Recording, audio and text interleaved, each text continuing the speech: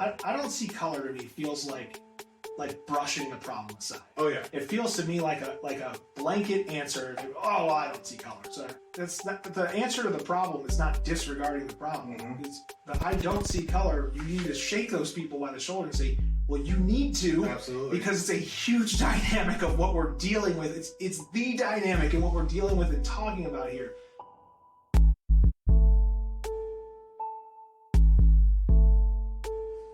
Welcome back to Authentic on Air with Bruce Alexander. I'm your host, Bruce Alexander. I'm a little intimidated as I sit here today because my guest is literally on air, live in front of hundreds of thousands on OKC's Fox News. Well, my on air consists of 13 of my closest friends and acquaintances running up my download numbers on different podcast platforms. Adam King is here to critique my interview technique after today's reflection. How do you handle the success of someone also doing whatever it is you want to be successful at? Are you tempted to intimidate them? Or are you jealous of their success?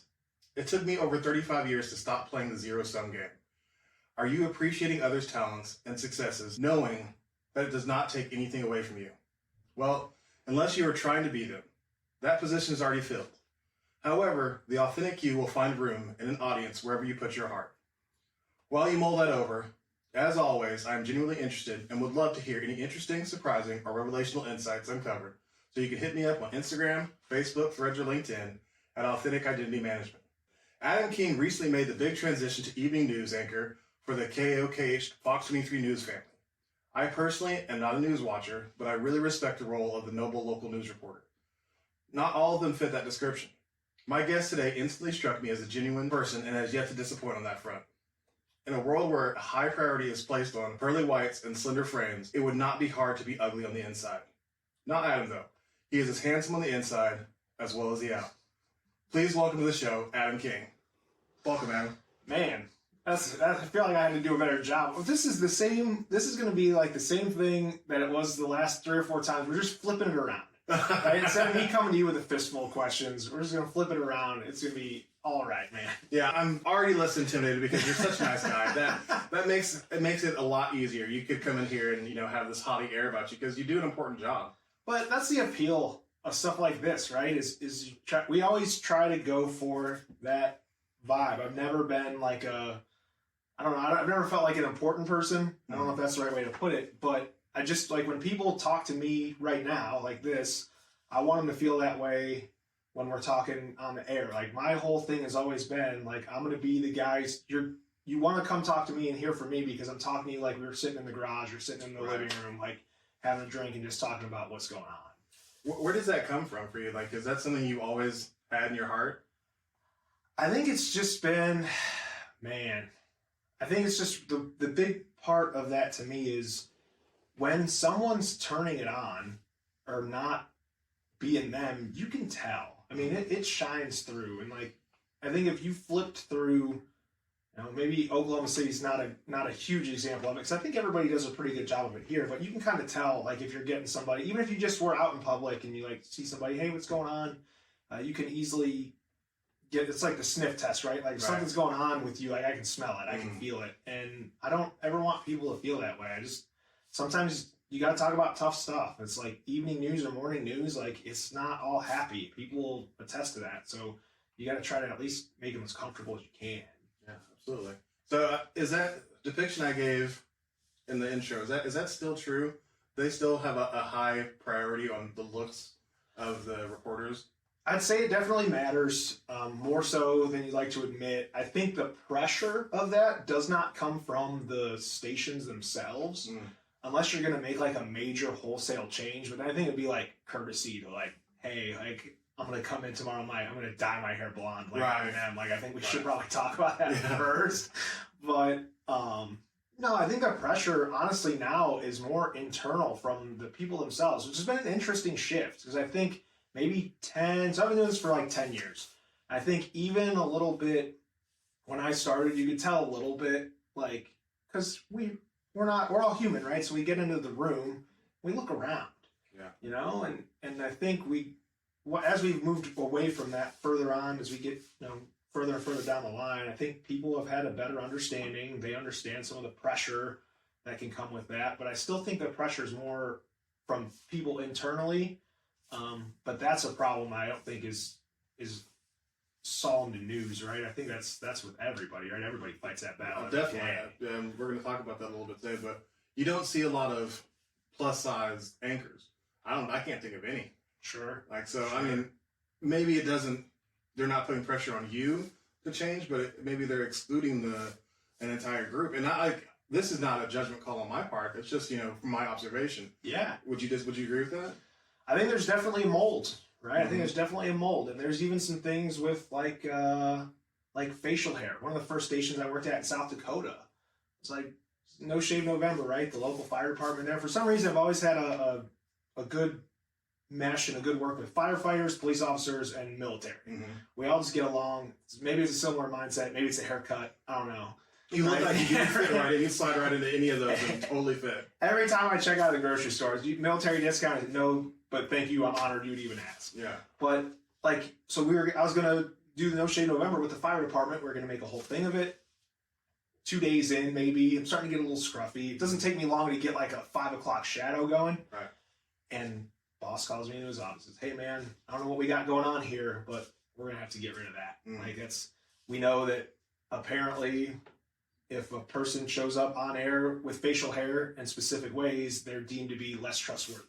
Oh yeah. So there's like some stuff about that they're in a corporate setting. Maybe they're spending more money to find things. So I would definitely not be surprised if I heard there was a mold or something slotted out that they were looking for. I know in some positions some places want 2 females at the desk because it's more inviting, or they want a male and a female because they want that dynamic. So there's definitely different places looking for different things. That's for sure. So it's the optics, is I believe the word I heard is called. Yeah. But it's not something you guys really pay too much attention to sitting behind the desk. You're just trying to do your best and bring what you can to the table, right? To be honest, I can't, man. Like I just, if I start thinking about that stuff, I got so much, like in an hour, right?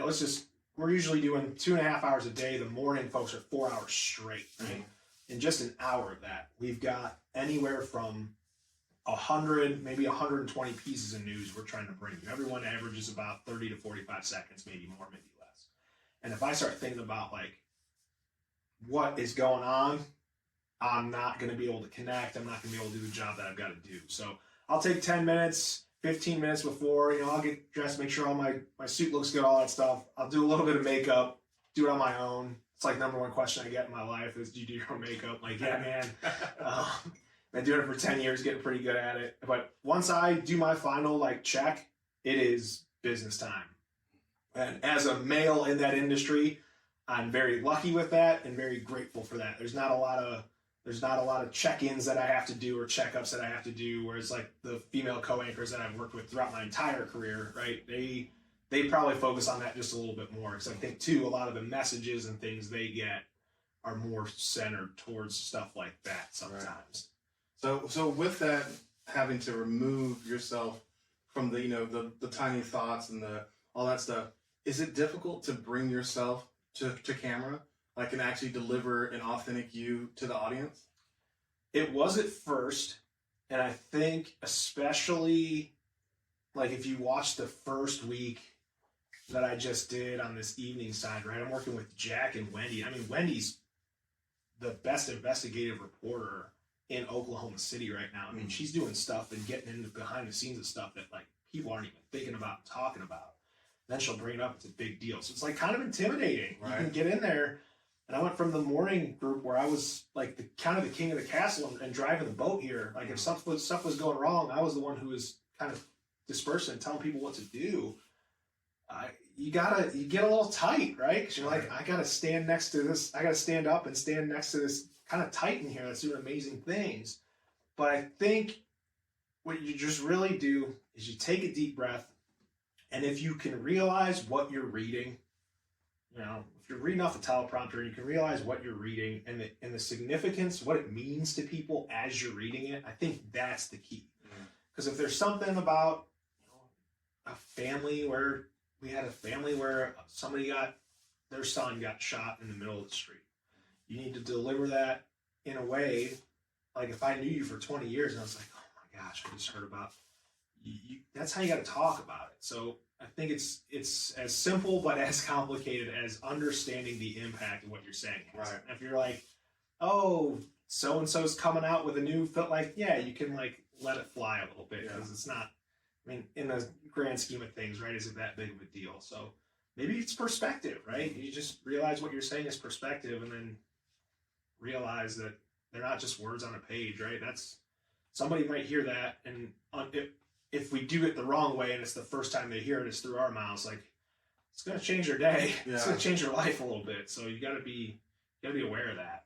And I think that speaks to who you are as a person, is that you're not worried about how you look. You're worried about how people are receiving the information. And so because you care about how they're receiving the information, that helps you step outside of how I feel delivering this, right? I feel similar as I sit here talking to you. I really want to deliver my audience a good conversation. So if I'm sitting here thinking about, like, is he thinking about, how stupid this sounds?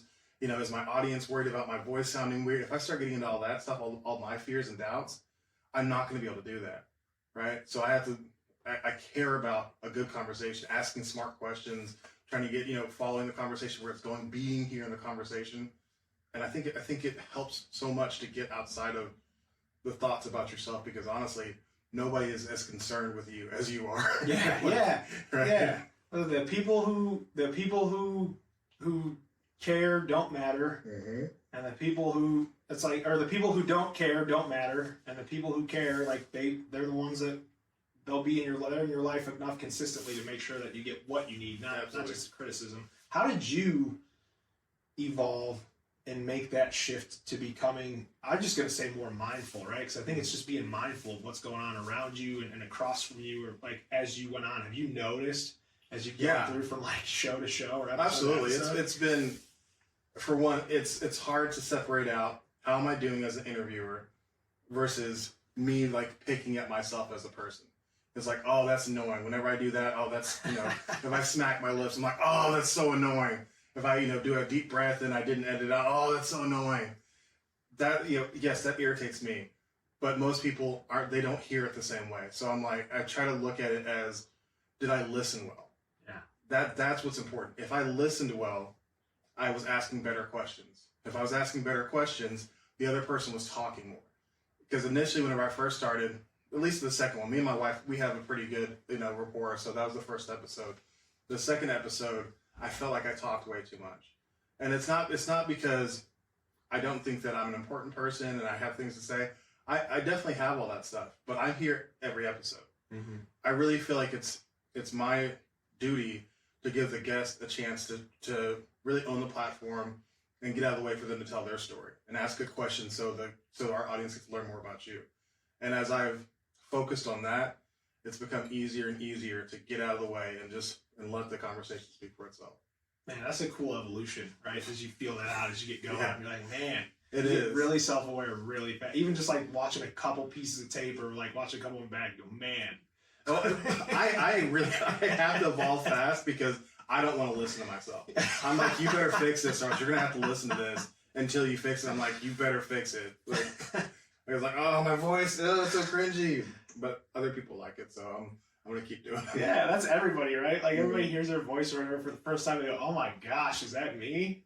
Oh, you. Yeah, that's very. I appreciate the compliment though. Oh yeah. So let's go back a little bit. For people who don't watch the news, can you tell our listeners who aren't familiar with you, in your own words, who you are, what you spend your days doing, and why you think I invited you to be a guest on the show today? Oh, man. Here we go. We'll try to get inside your head a little bit. Well, I think I'm just a guy, man. I don't know. We kind of already talked about it a little bit, but I'm not any different from anybody else that you see at the grocery store or on the street or anybody that you're talking to. I'm just your neighbor. Like, I'm just another guy. I got lucky enough to get a job where I get to have a little bit of a platform and a little bit of reach, but I'm just a guy, right? And I think some of that other stuff too is goes just to show it. So I got you get into a pretty like almost structured and pretty set routine, but spent a lot of time like physical fitness has been a big part of my life, whether it's been my own or helping others through it. So I do a lot of work as a personal trainer and CrossFit coach in every city that I've been to.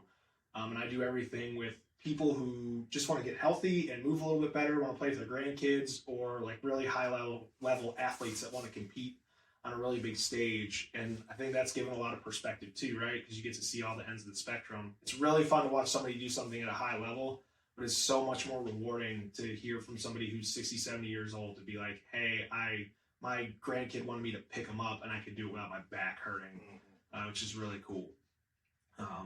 So I spend a lot of time when I'm not at work doing that. Like that's before I go into the office today. That's where I'm going today.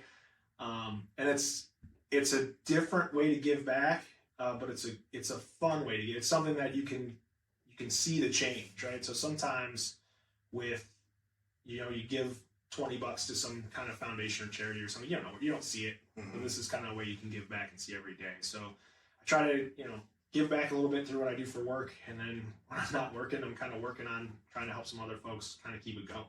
Right. So I was at, you talked about physical fitness. Whenever I was, my fittest, I still really hated myself because all of my connection to working out was motivated by guilt and shame and fear, right? What motivates you staying in the gym? Like I've researched your career, and like you said, everywhere that you've been at different gyms, being a trainer, a coach. Like what motivates that for you? So we have something within coaches that we just call the aha moment, where you get somebody going and it just clicks, right? You're gonna tell them, hey, you're talking to people who maybe aren't really physically aware all the time. So we try to keep things really simple. We tell you like a body part in a direction. I want you to take this knee and move it this way, or this thing move this way. Because that, okay, I kind of figure that out. And then you can start to see things click, and not just when you talk to them in the gym, but when they get done. So every time somebody comes to me, the first 10 minutes of a 45-minute whatever, we're just going to talk about what's going on with life, how are things feeling. And it's just seeing the excitement in people that things are going well and getting better, that it just, man, it's the most amazing thing you can feel, like to get excited for somebody else. I've always been a guy who takes the energy of the room and then kind of multiplies it, right? So if I'm in a room with a bunch of people, I'm going to like, yes, all right, cool, let's go. I'm going to be popping around, buzzing around. And then if I'm in one that's kind of tense or something like that, I go, whoa, okay, like what are we doing here? What do we got to figure out? So the motivation for me is to get the excitement and the positivity from people, and then sort of selfishly, right? Like you get to ride that wave with them. I don't need to be in the driver's seat. I've had my time and had a lot of fun and got to go a lot of places and accomplish a lot of stuff in that realm. But I definitely like want to ride shotgun. Like I want to be there for it. I want to be a part of it. I want to be the first person that's like, oh, this thing happened. That's awesome. And like a hug and a high five. So that's why you coach, right? Yeah. What about why do you work out? Because I've seen you hitting it before. We used to go to the same gym, and you get after it. Yeah. Man, at this point, let's see. I started. Let's try to figure this out. So I was always a hockey player. I'm gonna work through it out loud. Yeah, that's what we're here for. I started as a hockey player all my life, since I was about 3 years old. I had skates on. Played through high school, played a little bit after high school, played a little bit in college, played some tennis in college. I think it was before that though, so maybe sophomore, junior year of high school. Brother and I are pretty overweight, and I think it's another thing that's what he's also a coach. I'm a twin brother. He's also a coach. He lives in West Virginia. I think it's one of the things that make us great coaches because we've been here and we've lived it. I think he was somewhere around 290 pounds. I was about 270. This is like right after high school, maybe, where we're just kind of like, things weren't quite going. Everybody has that thing where they just kind of stop, try to find a new normal. And he lost about 100 pounds, like doing his thing, just unbelievable. And we had a picture at a tennis tournament where we were playing doubles together. And we looked at him and looked at me, and we're not identical twins, but we're very similar. I think right now, even if the only difference between him and I is a beard, we look almost exactly the same. And we had a picture of us side by side. We look like two totally different people. I just remember seeing that picture and going, whoa. Like, am I doing the things that I need to do to like be the person that I want to be? I don't think there was a lot of negativity towards it. I just remember seeing that, and everybody I think that I've ever worked with in that regard that's had a lot of success has had a moment where they just, it's not a negative moment, but they just kind of step back and they just kind of go, whoa, I maybe didn't realize like this is where I was at.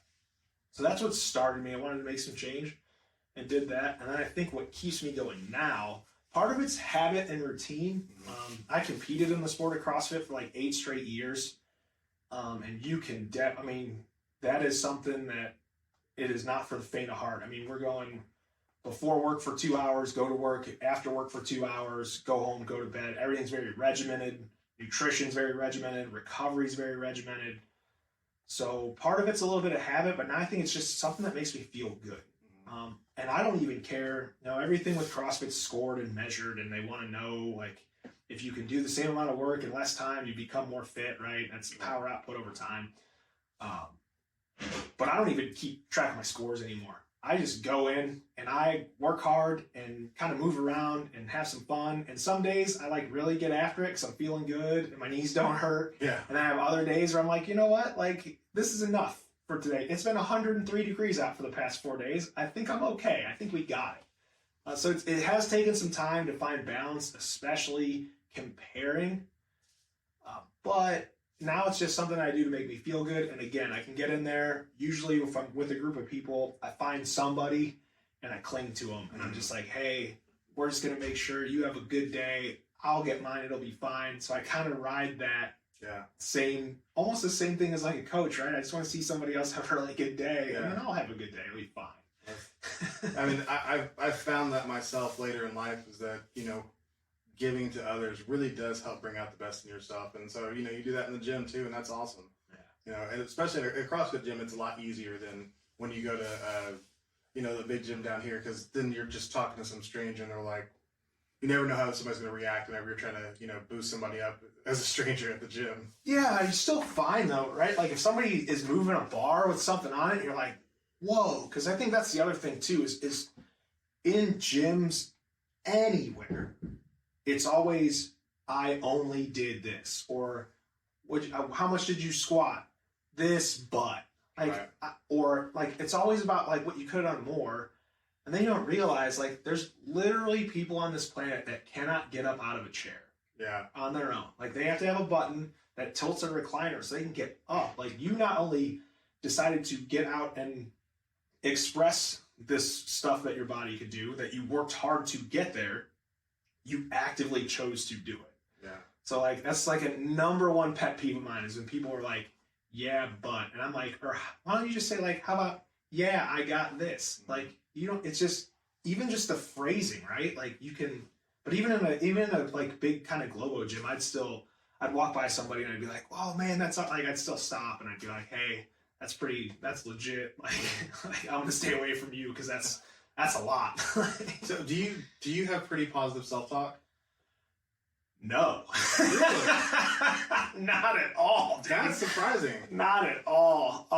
I save it for everybody else. I think everybody gets caught in a trap where they can be really critical of themselves. I think the sort of what we talked about, what I'm really working on right now is being mindful of it when it happens. Yeah. I do think I am the best version of myself when I'm positive and positive towards other people. I don't necessarily know what it means or what it feels like to take a long period of time and necessarily be positive myself. And I think, again, it's just because a lot of the things I've always done, a lot of the hobbies and even the careers, right, they've all been comparison. Mm-hmm. Sports has a winner and a loser. And if you're not the one winner, something's wrong. Well, that's not true. Right. No, so it's trying to figure that kind of stuff out. So it's definitely getting better. It's getting better with mindfulness. But man, that is tough, and it's tough for everybody. I think that's another reason why I think it's so important to be positive to other people, because I think even the happiest people that you know, the most up and down people that you know, might have some stuff where they just can't quite get it clicking for themselves. So whenever I think about my self-talk, which can be very negative at sometimes, I try to listen to my own advice, which is try to picture yourself saying that to someone you love. Like, if you do that, you're like, I would never say that to my wife. You have kind of like a trick, because you can picture saying it to your twin brother who literally looks exactly like you, and say, would you say that to him? No, I wouldn't say that to my twin brother. Like I love him. Yeah. But it's like you're doing the same thing. So, yeah, it's wild. Oh, it's wild, man. I think it's this the thing I try to think about, especially when I talk about being mindful, is I try to say things like to myself, like, would you let somebody else talk to you that way? Right. You know, very similar to what you're saying. Would you let somebody else talk to you that way, or would you let somebody say that to somebody? You know, or that's kind of my thing that I tell people when I hear them say it to themselves is, hey, like, take it easy on my friend over there. They're trying really hard. You know, they're doing their best. Like, give them a break. They're working hard. And then I'll make them laugh and kind of break up, and then they kind of realize, like, what's going on. So we'll have to find some ways to make that a little self-involved. I mean, it's hard. Oh, it's impossible. It's impossible. But that's the stuff that we love, right? It's the impossible journey where you're never going to get to the end. No. You're just going to keep growing and figuring it out. Like, okay, I made some good steps today. And then maybe you'll take some steps back, and you'll figure it out, and get rewired and get back to where you need to be. I feel like the reason why I've taken the positive steps in the last few years of my life is because I started listening to my own advice. Yeah. I've always been able to dole out advice to other people that, you know, has really been pretty sage and really kind, and, you know, give yourself grace and don't take this from anybody, including yourself, blah, blah, blah. And then turned around and been the hardest person in the entire world with myself because I've internalized so many different things. But now that I've started to just, listen to the nice voice in your head, not just the mean one, because we all listen to that mean one. It's like, okay, yeah, you're right, I'm dumb. You're right, yeah, I am fat. Like, I probably should just go lay back down. Like, but there's another one in there that's just so much quieter to start out with. And if you start listening to that, it gets louder, and the other one gets quieter. And that's, you know, it takes time though. It definitely takes time. What do you think was the most important thing that you did to be able to, like, remove yourself from that? Because I feel like you almost have to be able to take a step outside your own skin to kind of see and view that. What do you think? For me, it was leaving the fire department. Oh, wow. Yeah, it was because the fire department was that voice, the negative voice. It was that voice outside, like hearing a lot of, you don't fit in here. Yeah, and I'm not saying that all firefighters are this way, or even the fire department as a whole. My experience with the fire department was not a good one. And so being outside of that, having the weight lifted off of me of going to a place every day where I knew I was going to feel so small, and just like having time, I started to be able to hear that positive voice. Wow. Like it was just being removed from that situation where I couldn't hear that positive voice at all, because the negative voice was loud because I was hearing it from both inside and outside. Wow. I would have never guessed that. Full disclosure, right? We've worked together a couple times in the past. It's kind of how we connected. And every time we went to do something with you guys or talk about something, I would have never guessed that at all, because you're always happy and excited, not just to be there, but for us to be there. Yeah, I loved what I was doing with the fire department. Like the work I was doing when we met was really important to me. And I still respect it. I still think Project Life is a great thing for Oklahoma City. But the way that I related to the people at the fire department was not positive. And some of that had to do with my lack of self-awareness, and some of that had to do with a culture that to me is toxic. Yeah. And that's, I definitely don't place all the blame in one place. I didn't fit in. And a big part of that was because I didn't fit in. I tried so hard to fit in. I was never myself. And that's, once that got, off of kilter, I was never really able to come back from it, and just kept getting worse and worse and spinning further and further out to where I was so different from the person that I wanted to be, that, if I had stayed there until retirement, I don't think I would have recognized myself by the end. Man. And sorry, we're going to flip the table around here a little bit. That's what I do. How do you make the first step to get out of there? Because that's... Oh, it was not one that was, it was not something that I brought up. So I was faced with a situation where I was accused of something that I didn't do. There was an investigation. I proved I didn't do it, to like, much to mine and my unions. We agreed that this should cover it. They said, no, we still think you did it. I could have fought it.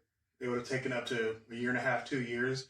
And that entire time I would have been on record as being terminated. Wow. For being insubordinate, for having stolen, for having misappropriated city funds.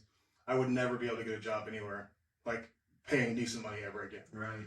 So I had to just swallow my pride and say, you know what?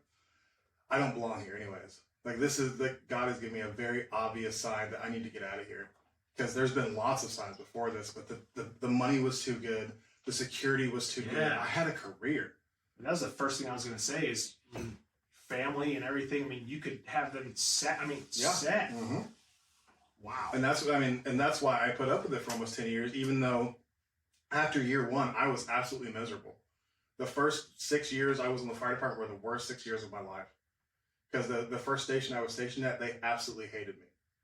And you spend 24 hours at a time with these guys. 24 hours being isolated and being an outsider, and people telling you that you're fat, you're slow, you're lazy, you're this, you're not funny, don't talk, we don't care what you think, like every single day. Yeah. So, but it was, I knew my dad was a firefighter, so I knew what the future held. I knew that there was, all this security. It's like, if I can do this for 20 years, we can do whatever we want. We can go wherever we want. It wasn't worth it. Like, Yeah. I'm not saying that it's not worth it for, well, if you walk in and you fit the mold, then it is the best job in the world. But if you don't, and you can't get there, it's not great. How many people do you think are playing that game right now, though? Where they're like, if I could just put my head down and A lot. bear it. Yeah, a lot. A lot. And then that's not saying, just the fire department. That's a lot of different places any over. career. If I can just make it Yep. 10 more years. And like being outside of that now, I don't understand how I made it as far as I did, because having the freedom, which right now, the financial security is not there. Everything is kind of up in the air financially. But my security and myself, oh my God, it's so much better. But also my wife handles the finances, so she gets to freak out about, like, where's the money coming from? She is a blessing for me because she handles that, and I'm aware of what's going on. I'm aware that at some point, like, this venture has to turn into some sort of money. And I think it will, because I think that what we're doing is great here, but my major concern is helping people get out of the situation I was in. Like, if I can help 1 to 5 to 10 people transfer out of a system like that to where you are just burying yourself to try to make it, then I think it's worth it. Yeah. Man. I think the other piece of that too that's interesting, because there's probably a lot of people, your situation is a little different, but I think there's a lot of people that are sitting there right now going, I don't know what to do. I don't know how's this all going to work. And I want to remind everybody about the times that they were like in college or just first moved out of their parents' house, and you had a couple weeks in there where you were just like, I don't know how this is going to come together. Right. But guess what? You're here. You made it. Exactly. You figured it out. And Absolutely. sometimes, like, you just got to remember that whatever happens, you're gonna figure it out. Mm-hmm. Self-preservation is the most 100% guaranteed, unbelievably strong drug, for lack of a better, that there is out there. Absolutely. You're not just gonna sit there. It's a perfect performance enhancer. Yeah, you're not just gonna sit there and let everything fall apart around you. Like, self-preservation is incredible. Sometimes you just got to remember, like, you will figure it out. And what I really appreciate the fire department for is, as much as that struggle, did crush my soul a little bit, it gave me the financial security to be able to dream bigger. Be able to dream for a life where not only am I financially secure, but I'm actually happy as well. Because whenever I went into the fire department, I was unhappy and financially insecure. Because, I was coming from a job at a restaurant, and I was an assistant restaurant manager making under $35,000 a year. So it was to go from that to making almost $100,000 a year whenever I left. You look at the world completely differently. Your short-term and long-term goals become so different. my wife is, because she's, the one looking at the finances every day, she is afraid of going back to this, and sometimes she can't see the big picture. My job is to keep the dream alive. Like, I have to stay focused on that and say, like, we're going to do something where I don't have to sacrifice my family, myself, or, a good life to be happy. And I think that we're going to get there. Oh yeah. And with you, man, I don't think I've ever seen a part of you that's not constantly venturing for that. Because whether it was, after we got going, you're taking classes, doing stuff that makes you happy, whether it's the drawing, and again, like, the stuff that you pour yourself into, you can tell you can't help but get good at it or get better at it because you're just all in. Thank you. And I definitely, that is something I kind of attribute to my ADHD, is that I don't have a choice. Like, whenever I like this, let's go all in. We're gonna do this for 4 more hours. Exactly. So I started doing the podcasting, and once I got going, I just wanted to record as many episodes as possible, because we're going to move in a month and a half or 2 months or so. And during that time, I don't know what it's going to look like to try to record a podcast. Yeah. So I was like, I want to be able to continue going for a month at least without recording anything new. So I was like, let's just get as many recorded. And I was doing recording, editing, artwork for the covers, YouTube videos, all this stuff, without really ever having looked at what I was doing. So I made a workflow of post-production, like, just after I've recorded everything I do. And I was like, I do this for every video, and it didn't feel like it, because I'm just in. I just want to do it. And it was kind of scary once I looked at it, and it was, a workflow that was like this long. I was like, wow, that's a lot of stuff. Like, don't think about this too hard. Just keep going. Just keep doing it. Stay in it, dude. And hire some more people as soon as you can. Hello, Authentic audience. I hope you're enjoying today's episode with Adam King. I really loved getting this seasoned storyteller and investigator in the hot seat. It only gets better as we find our rhythm. Check back in Thursday when episode 13, Black Men Don't Do Yoga, Making Tough Decisions and Setting Hard Boundaries with Ramsey Zamoon, hits the airwaves. I sit down with comedic yoga practitioner, veteran, and Black expat Amun Ramses to discuss how his authentic journey was shaped by his military experience, American expectations of Black men, massive weight loss, the end of his marriage, and his introduction to yoga, and much more. This is a conversation you will not want to miss, as I am challenged to embrace a unique and unfamiliar perspective, and I ask Amun to answer some hard questions and be vulnerable as we dig deep into his story. Also check out episode 11, Wear All the Hats, How to Confidently Embrace the Many Roles That Come with Cultural Consciousness, with Robert Ruiz, for a really unique perspective on authenticity that we have never had on this show. And that's provided by the dynamic community builder and mariachi musician. Now let's get back to this great conversation with Adam King. Well, let's get off of me, because as much as I do enjoy talking about that's my bad, man. It's okay. I try not to resist the conversation. Like, I want to follow where it's going to go. But you mentioned briefly about being a twin. A lot of the twins I've ever known, it is a big part of their identity to have been a twin. Is that something that you identify with? And you had also talked about developing, for one, because he had, made a pretty significant change. Is that something that you struggle with? Is that kind of going your own way because now you're doing something different than your twin? Oh, man. So I do gotta say, I have an older sister. She's a year older than us. She's awesome. She's a teacher at a charter school in Columbus, Ohio. So she's doing some really important work, helping some kids out there. So she's a big part of this too. But I do think, as far as being a twin goes, he is undoubtedly the best friend I've ever had and will ever have. I talk to that dude every day. Said, I'm here. He's in West Virginia. We talk every single day. Sometimes it's text messages. Sometimes it's like getting on an Xbox and just kind of messing around. We were absolute. It's sort of like the movie Step Brothers, dude. We were like enemies, like blood feud. What? Romeo and Juliet enemies till about like sophomore year of high school, maybe. And we just kind of figured out, like, hey, this is going to be a lot better if we do this like on the same team. Right. And then ever since then, it's just like we just had the moment where like we were fighting in the front yard and like in the movie, swung the bike at each other and they just knocked him in the head at just the right time. And it just, I don't know what our moment like that was, but it just clicked. And ever since then, so I don't think that I would be anywhere near what I am, who I am, what I'm doing in any facet of my life without that dude. Just being able to talk to him every day. If he's having a tough time or I'm having a tough time, you've instantly got a judgment-free soundboard to throw that off of. Hey, I'm thinking about doing this. Do you think this is even the right call?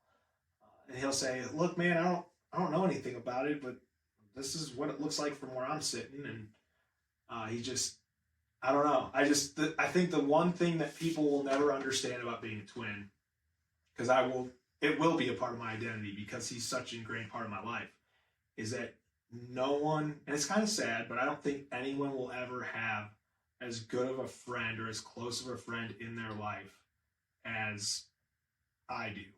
Right? And I think that's something that I wish everybody would get the chance to have in their life. I mean, I'm 35 years old. I've had literally my best friend. I just didn't know it since for every second that I've been alive. Yeah. He's been right there. And so it's a pretty deep, pretty tight bond, you know? It's just really cool. So it's just something I wish people could understand. They just never will. What do you think makes that friendship so special? Is it the proximity in time, or is it the fact that you shared a womb, or is it, I mean, is there really that thing that exists between you two where sometimes the words don't need to be said? 100%. Not only is there shorthand, there's just facial features, eye gestures. Yeah, and I think what makes it so close is probably a little bit of proximity, right? Like we just had all that time where we've been right next to each other. I think a little bit of it is shared trauma. I think that's a really thing where you can, not that either of us have had a crazy grind of a life. Our parents are incredible. We've both worked really hard, which is a great phrase, right? I worked hard. If you ask everybody, they'll tell you they worked hard. But like when we went through lows in life, we didn't go through them alone. We went through them together. So through some vulnerability there and that shared trauma, I've seen him in his lowest. He's seen me in my lowest. We've both been there for each other, whether we wanted them to be there or not, right, in those low moments. And that's what makes people you can count on. Mm-hmm. Like, availability is your best ability. And he's always been there, whether I want him to be or not. And I've always been there for him. So I think that's probably the biggest part, right? Think about the people that you've had really jarring positive and negative experiences with. They're the people that you're close with, because you've shared, you know, in those moments, those intense moments, you know who people really are. You know more about them than anybody else. I mean, I wish I could say that the same were true for me. It's not necessarily. Me and my brother are as close as we could be. I think our shared trauma has created something where we're just not very good at having long-term relationships. Like, you know, that's just a fact of life. Like, I love my brother to death, and when he comes around, I love being around him. But I've got situations in my life that don't allow me to go to him that often, and he has things going on with that he doesn't come to me that often. And neither one of us is great at being on the phone. And so we don't talk that often. And that's, you know, it's unfortunate, but I have found other friends who have, you know, been a good job to proxy that. And he's always welcome in my life. It's just like, I'm not that great at keeping up with relationships. And I really wish I was. Like, I wish I was the person who was able to pick up the slack whenever somebody didn't call for a couple of weeks, but I'm not, and I'm working on it. Like, I'm not going to say that's just how I am. Well, it's how I am. It's not how I want to be. So I'm working on it. And especially if we're moving from Oklahoma City, where I've got so many friends who are important to me, I'm going to have to get better at it. Yeah. Like, or else I'm just going to be, you know, which my family is super important. I'd be okay being alone with just my family, but then my kids are going to move out at some point, and if I don't figure it out, then I'm not going to be close to them either. And that's terrifying. Yeah. So, you know, you got to fix it. Is it a anxiety of like making the first move? What? There's definitely some anxiety there. There's the time that lays dormant. The tension just builds for me. Yeah. It's like, so if I see somebody every week, there's no tension. If I see him every month, there's a little bit of tension. If I see him every 6 months, there's a lot of tension. Like, you know, and it builds up. And my brother used to, like, whenever he was in the military, he'd come back and he'd stay with me. Like, wherever he was, he'd come back and stay for a week or whatever. And that's when we always used to reset, and then things would be good. Well, then he stopped, touring and stuff because that's what you do.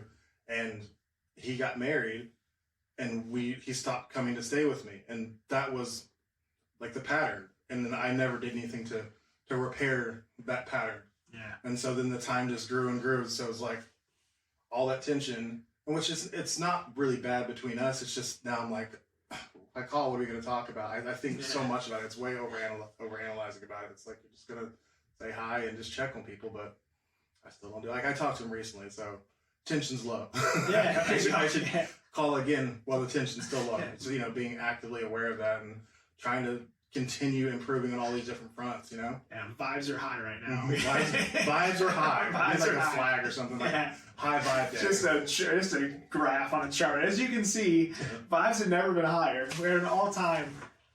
That's so interesting. So when you go to do, I've always been a guy who, at least trying to be self-aware, if something makes me uncomfortable, it's usually a red flag or a sign to me that I need to spend more time there, or like doing it, right? So when I started working in news too, especially like my first job in South Dakota, I packed everything in my car that I owned, which was not a lot.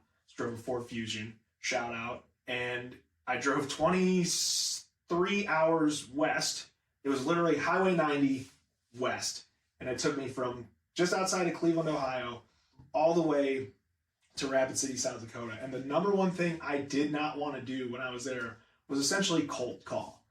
Like, hey, we think we got this story. Adam, you're on it. Go figure it out. And the first thing you have to do is like call these random strangers. Right.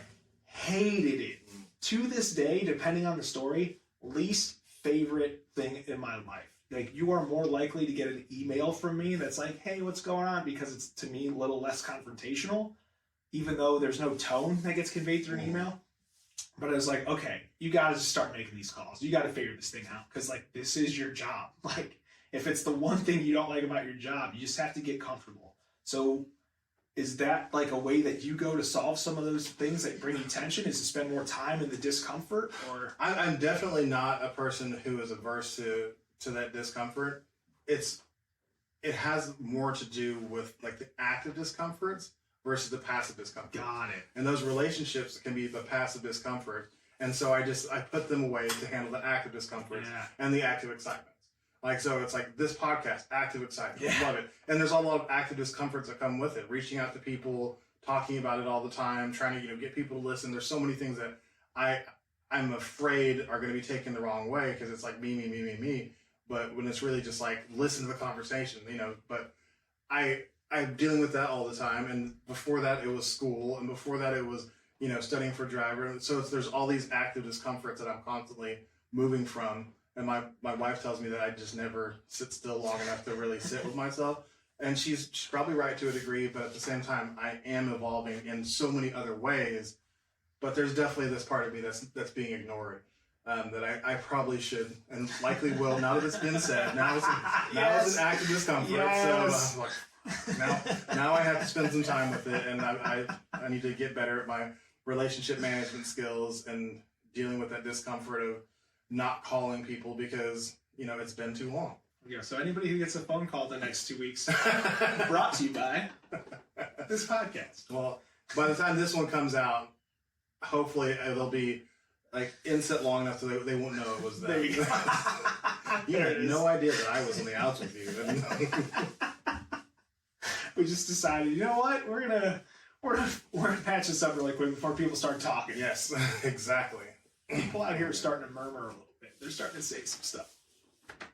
So, like, that brings me back to talking about your brother and that twinness. Do you ever feel a responsibility to maintain a certain degree of sameness so you don't like outpace your brother, or you don't change too much? No, man, because our trajectories are so different. Yeah. They're so different. And he's always kind of done his own thing. I think it's always something I've admired about him. He's never really cared.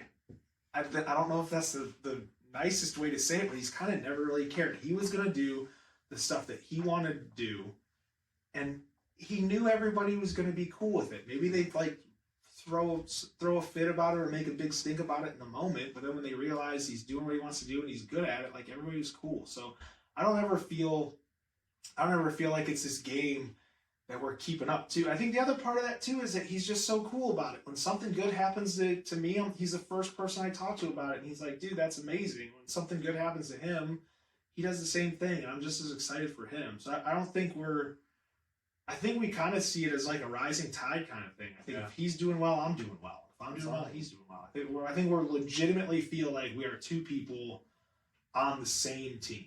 I mean, the only way we could make that even more true is like if we broke a bunch of laws in a couple of different states and got married. Like, but it's just we're so excited for each other that I hope he doesn't feel that way. We never talked about it, but I know for me, like I could stay right where I'm at for the rest of my life, or have a bunch of bad luck, and he could keep going, and I'd still be the first person there to high five him every time it happens. Yeah, That's very good. Now, let me tell you, being a married person, because you're not married yet. I'm not married. So, just getting married doesn't mean you have somebody on your team. Like, you would think that would be an automatic sign up for a team member. It is not. That's a conversation you have to have, and it's a role you have to assign, and it's something you have to practice. And that goes both ways. Well, my wife and I just got on each other's teams like 2 years ago because we never had the conversation. Yeah. We never realized that we had all these different misconceptions about what we thought marriage was, what we thought the other person was supposed to be doing, and there's all this like unspoken bitterness because there was no definition of anything. So that's a piece of advice that I will hand out freely to anybody who asks, is that marriage does not guarantee any sort of team. It's an invitation. Yeah. But you have to cash it in, and so that's, you didn't ask, but I gave it to you anyway. So like talking about your different trajectories, your trajectory has taken you to a career that you seem to really enjoy now, but it seems like you sacrificed a lot to do what you do today. Tell me some about your journey going from that 23-hour drive to today. Oh man. I think the number one thing that I've lost in this, and you kind of delve into it or really think about it, is family time. I think my parents are fantastic. My sister's great. My brother, we've covered, and he's an absolute rock star. You just don't get the time with family. That's not something that you get back. It's you've seen some stuff, and even had like grandparents pass away that growing up with all through high school when I was around, I was really close with, and then move forward and life happens and stuff happens, and you don't necessarily get the chance. It's not a chip that you can just cash in the last couple days. So I think that's the number one thing is when I look back, and the thing that if I was going to have a regret, because I don't think I regret it right now, but if there was one thing I was going to say, like maybe I wish I could have handled this a little differently, as I would have found a way to do that with more family time. It's just the nature of the business, though. You've got to go somewhere and start small. I think another piece of that would be in just relationships. Obviously, folks you tell now, the relationships, interpersonal relationships, are something I really value. And I think the group, I got so lucky in a career that invites you to be a nomad and never really get close to people and hunker down with people. The group of people I worked with at my first station in South Dakota, we were working during the week, and then we would work together on the weekends, because when you're brand new, like, you're going to work the weekend. But that weekend group, it was me and 3 other folks. I still stay in touch with them. They're some of my best friends. Have we fallen off a little bit as we've all kind of progressed and got busy? Yeah, but I still think they're all people that if I called them tomorrow, they'd be there. But some people aren't that lucky, and I know the first station, I've got 2 or 3 people that I'm still really tight with. When I worked in San Antonio, there's maybe one of those people that I still talk to, because they all went from there and dispersed out around. And we got back here, and I will say the morning crew that I just got done working with Shelby and Elliot and Kayla, oh my gosh. I mean, it's been too far apart to compare the 2 groups together, but that is the most fun I think I've ever had working in this industry, is with those 3 in the morning. And that's wild, because we're all getting up at 2 o'clock in the morning. We shall be miserable. But they are incredible. So I think the big sacrifice is the family time, and maybe not getting to develop. You get to meet a lot of people. You get to have a lot of relationships. Most of them are on a very surface level. Mm-hmm. So the deep connections. Like if I was gonna have a wedding tomorrow, I do this all the time, which probably says something about me. If I was gonna have a wedding tomorrow and I had to have 4 groomsmen, if I had to have a best man and 4 groomsmen, I can tell you who my best man was gonna be. That's easy. Yeah. Everybody now knows that. I don't know that I could get to 4. And there's something about that bothers me. Like, I think I could get to 4, like, just by, like, this is going to happen. Like, we're going to make it. But I think you would get to, like, I kind of work backwards and go, like, okay, if somebody was like, oh, number 4, they made the cut. You know, like, everybody's been to a wedding where they're like, this guy's standing up there? Yeah, that was my wedding for sure. Like 1,000%. Like, I don't talk to any of the people who were in my wedding anymore. It's crazy. Right? It's crazy. So I was like, sometimes I'll like, think about that. I don't know where the thought comes from. And I'm like, I don't know that I could get to 4. And then the people that would be there that really knew me would be like, this makes sense. You know, you can get by with like, you know, her brother. Like, that's a good guy move, right? Mm-hmm. Get him in there. But like, you get down to 4.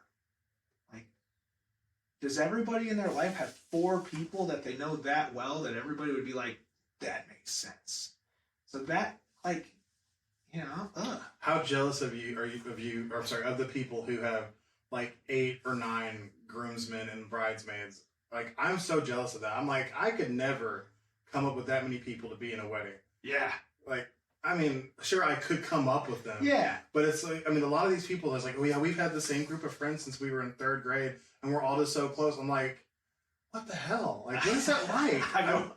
I've had my best friends are all, except for my best friend Tommy, we came in the fire department together. He's my longest standing friend. That's, you know, almost 10 years now. Outside of that, everybody else was shortly after I moved here. So coming like 8 years or so, 6 years or so, like 5 years. Like outside of that, there's nothing. Yeah. I don't understand how people have that. I don't know that I want it. Like my wife has a friend she went to elementary school with, and so they go way back. But they've fallen off, and she has all these like these deep ties to parts of herself that don't really exist that much anymore. Because now she's a mom, and she like the things that are important to her now are not the same as they were then, and that relationship is kind of indicative of the then her. Because they hit high school and started to go different ways, but they remained in touch. So it's like I kind of envy that, but at the same time, it seems like it can kind of like chain you to your past to a degree. I don't know. I kind of like I like hearing you talk about as a guy who like feels the tension and sort of the anxiety of like keeping up with relationships, being like, man, this guy's got like 8 or 9. Like, yeah, that's great. Thinking about it that way, the juxtaposition of that is crazy. Thinking about it that way, and like actually thinking about keeping up with 8 guy friends. Maintenance there. That sounds like a lot. Unless you guys are all in the same area and it's just like you have a guys' night, and then now it's all been maintained. Yeah. That sounds great. You're playing softball twice a week together, like fantasy football league or whatever. You know, it's the same guys who've been doing it since high school. Yeah, and I was thinking somebody with like 7 or 8 or 9, I'd be like, again, first of all, it's just my brain. I would take a step back and I would start working backwards. So they're all standing there. I'd go to the outside. I'd be like number 9. Be like, all right, who's this guy? Who is this guy? When did you meet him? Okay, it's like so-and-so's whatever. All right, fine. He gets a pass. 8. Well, he met him 2 months ago at the thing. He shouldn't even be there, so he doesn't even count. So now he's down to 8, right? I'd go through. I'd just start knocking them off until I got to like a tight 4. Mm-hmm. And I'd be like, even, you get to the line, I'd be like, nah, we're not going to give that one to him. It's down to 4. Right. I'd like find a way to justify it. I'd be like, yeah, we're not doing this. So it seems like 4 seems like the number for you. Like you should have 4 solid good guy friends. Is that right? Like do you think that's the number? I think that's the core, right? You gotta have like a core 4.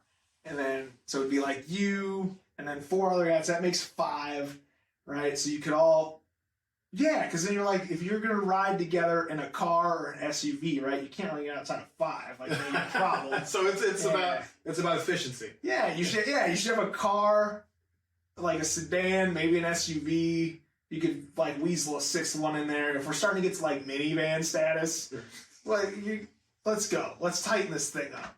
See, I'm lucky because all of my friends already have minivans. There you go. Because we all have like over 3 kids. So it's like, hey guys, let's go party. Grab the minivan. I just think like how many people outside of 4 or 5 are really going to know, I don't want to say the real you, but know everything. I mean, I don't think that you can really share everything with everybody, but we talked about this in the show before, is that you have to be mindful of what parts of yourself you share with what degree of friends. So I've got like a core group of families that we're friends with, because I'm not just friends with the husband or the wife. I'm friends with both of them. And like, I've been very lucky in that, because like my wife met the wives with, initially with our kids' homeschool co-op. And then I met them and I got along well with the wives. So then we all hung out and I met the husbands, and the husbands didn't suck, because like they could have sucked. And I'm like, oh no. There was one husband who used to come, and I was a firefighter, right? So he would talk to me all the time about wanting to burn stuff down. And I was like, this dude, he is troublesome. Hey, he makes me nervous. Like, get this guy. He's like, I'm afraid he's going to commit insurance fraud, or he's just, wants to really do it for fun.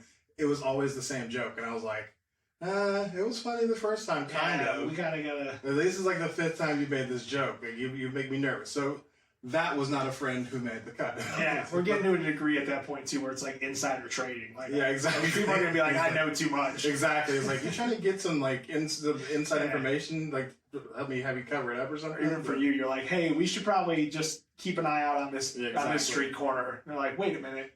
Exactly. But then I met these women, and their husbands were cool, and now so I've got like a core group of 4 families that we're friends with, and so it's like that's 8 people, because I'm friends with both the husbands and the wives, and they know me pretty well. Like, that's also because I'm pretty out there with who I am to start out with. With once you come to my house and you have a meal, you're gonna find out quite a bit about me, because I'm just not. You're here, you're trying to have a good time. I want you to know straight up, this is who I am, so you have a chance to get out before it's too late. Yeah, it's Olive Garden rules, man. You're here, you're family. You're gonna absolutely. I need to get a sign at the door for that, like Olive Garden. So welcome in. Have you traditionally in your life gotten along better, or found yourself making friendships more easily with men or women? Oh, women, 1,000%. 100%, right? 1,000%. It's not even close. It's really not even close. It's not even close. Which my wife loves. Yeah, that's right. Never been a problem. Never been a problem. Huge fan, right? Oh, see, I wonder why that is too. I'm the same way. I know for me, it has been a lot about intimidation, and for one, people think I'm intimidating. Like, other men are intimidated by me, so they like attack me. They like break me down and say negative things about me. And because of that, I'm intimidated by them. Like, I'm like, this dude has the ability to say things about me that are going to make me feel really small. Women don't tend to do that to men. Men don't tend to do that to women. Usually, if we don't like each other, we just don't speak, because that's fine. Yeah. But if you're friends with a woman, they're not really going to show up and break you down. Like, that's not how those relationships work. Like, if you do, it's like kind of like kid sister, big brother type, joking, where it's generally fun. Yeah. With men, it's not like that. It's like, if you're not somebody that you'd go into battle with, then you shouldn't be friends. Like, and that's a lot. Getting there for me was always pretty hard. Yeah. Either you love me or you hate me, and for some reason, usually I win you over if I have enough time. But men usually thought they hated me. It was just something about my face. Yeah. They're just like, I don't like this guy. I don't want to give him a chance. So I just intimidated. So I just veered towards the women who were easier to have a chance to get to know them. And it's just, intimidation. You, Sam? Yeah, my line's always, I just tell, so I'm a lot. I mean, I think I go to work and I got to turn it on. So there's a brief point when I get home or I get off of work where I just I just need to shut down. But in my life in general, I'm a lot of energy. I'm a lot of, again, I want good vibes. I'm pushing good vibes.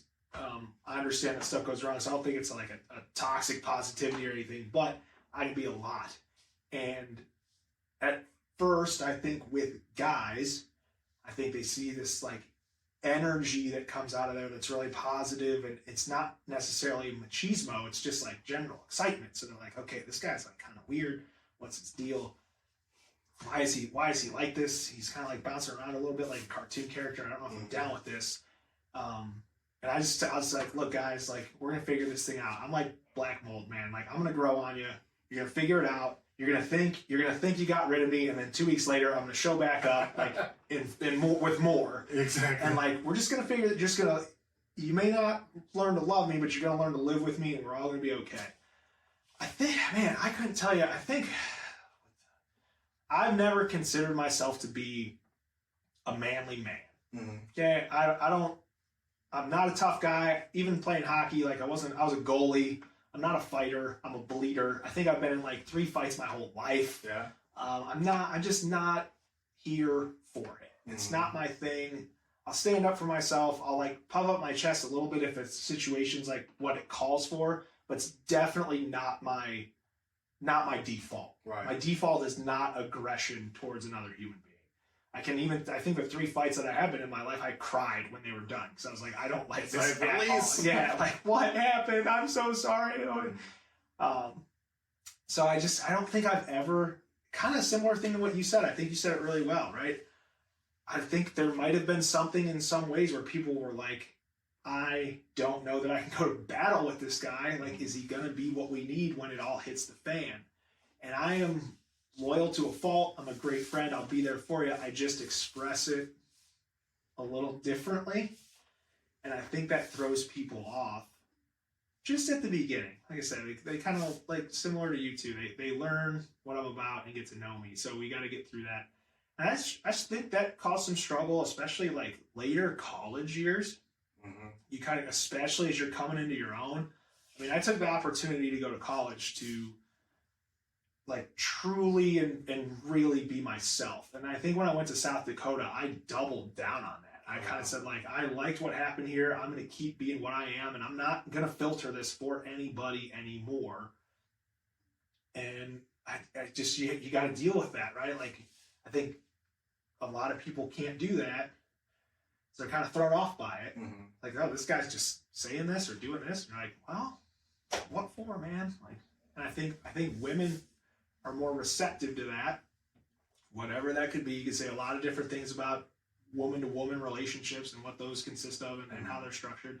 Don't know about that. We can't speak to that here. Yep, not gonna know. But so sometimes there's a thought that maybe that straightforwardness and honesty and for lack of a better, unfiltered gets received well in a place where maybe filtration might be very common. Yeah. So as you were talking, it kind of hit me that I think it's because men are animals. Like we're basically the pack, and everything is filtered through that pack mentality. Whenever you come into a group of dudes, if they sniff you and you don't smell like them, they're gonna test you. And if they test you and you don't react like an alpha male, then you're a beta, and they don't want you. You know, they're gonna push you down. They're gonna say you can be here, but you better shut up, and you better just let us run the deal. And that doesn't feel good, right? As a human being who actually thinks things, that feels terrible. And you go to a woman and they don't sniff you, they talk to you. Yeah. And they ask you questions and you answer them and you're thoughtful about it and you're vulnerable and you share things and they say, oh, okay, interesting. And then they ask more questions and you feel accepted. And so then it's easier to continue being yourself.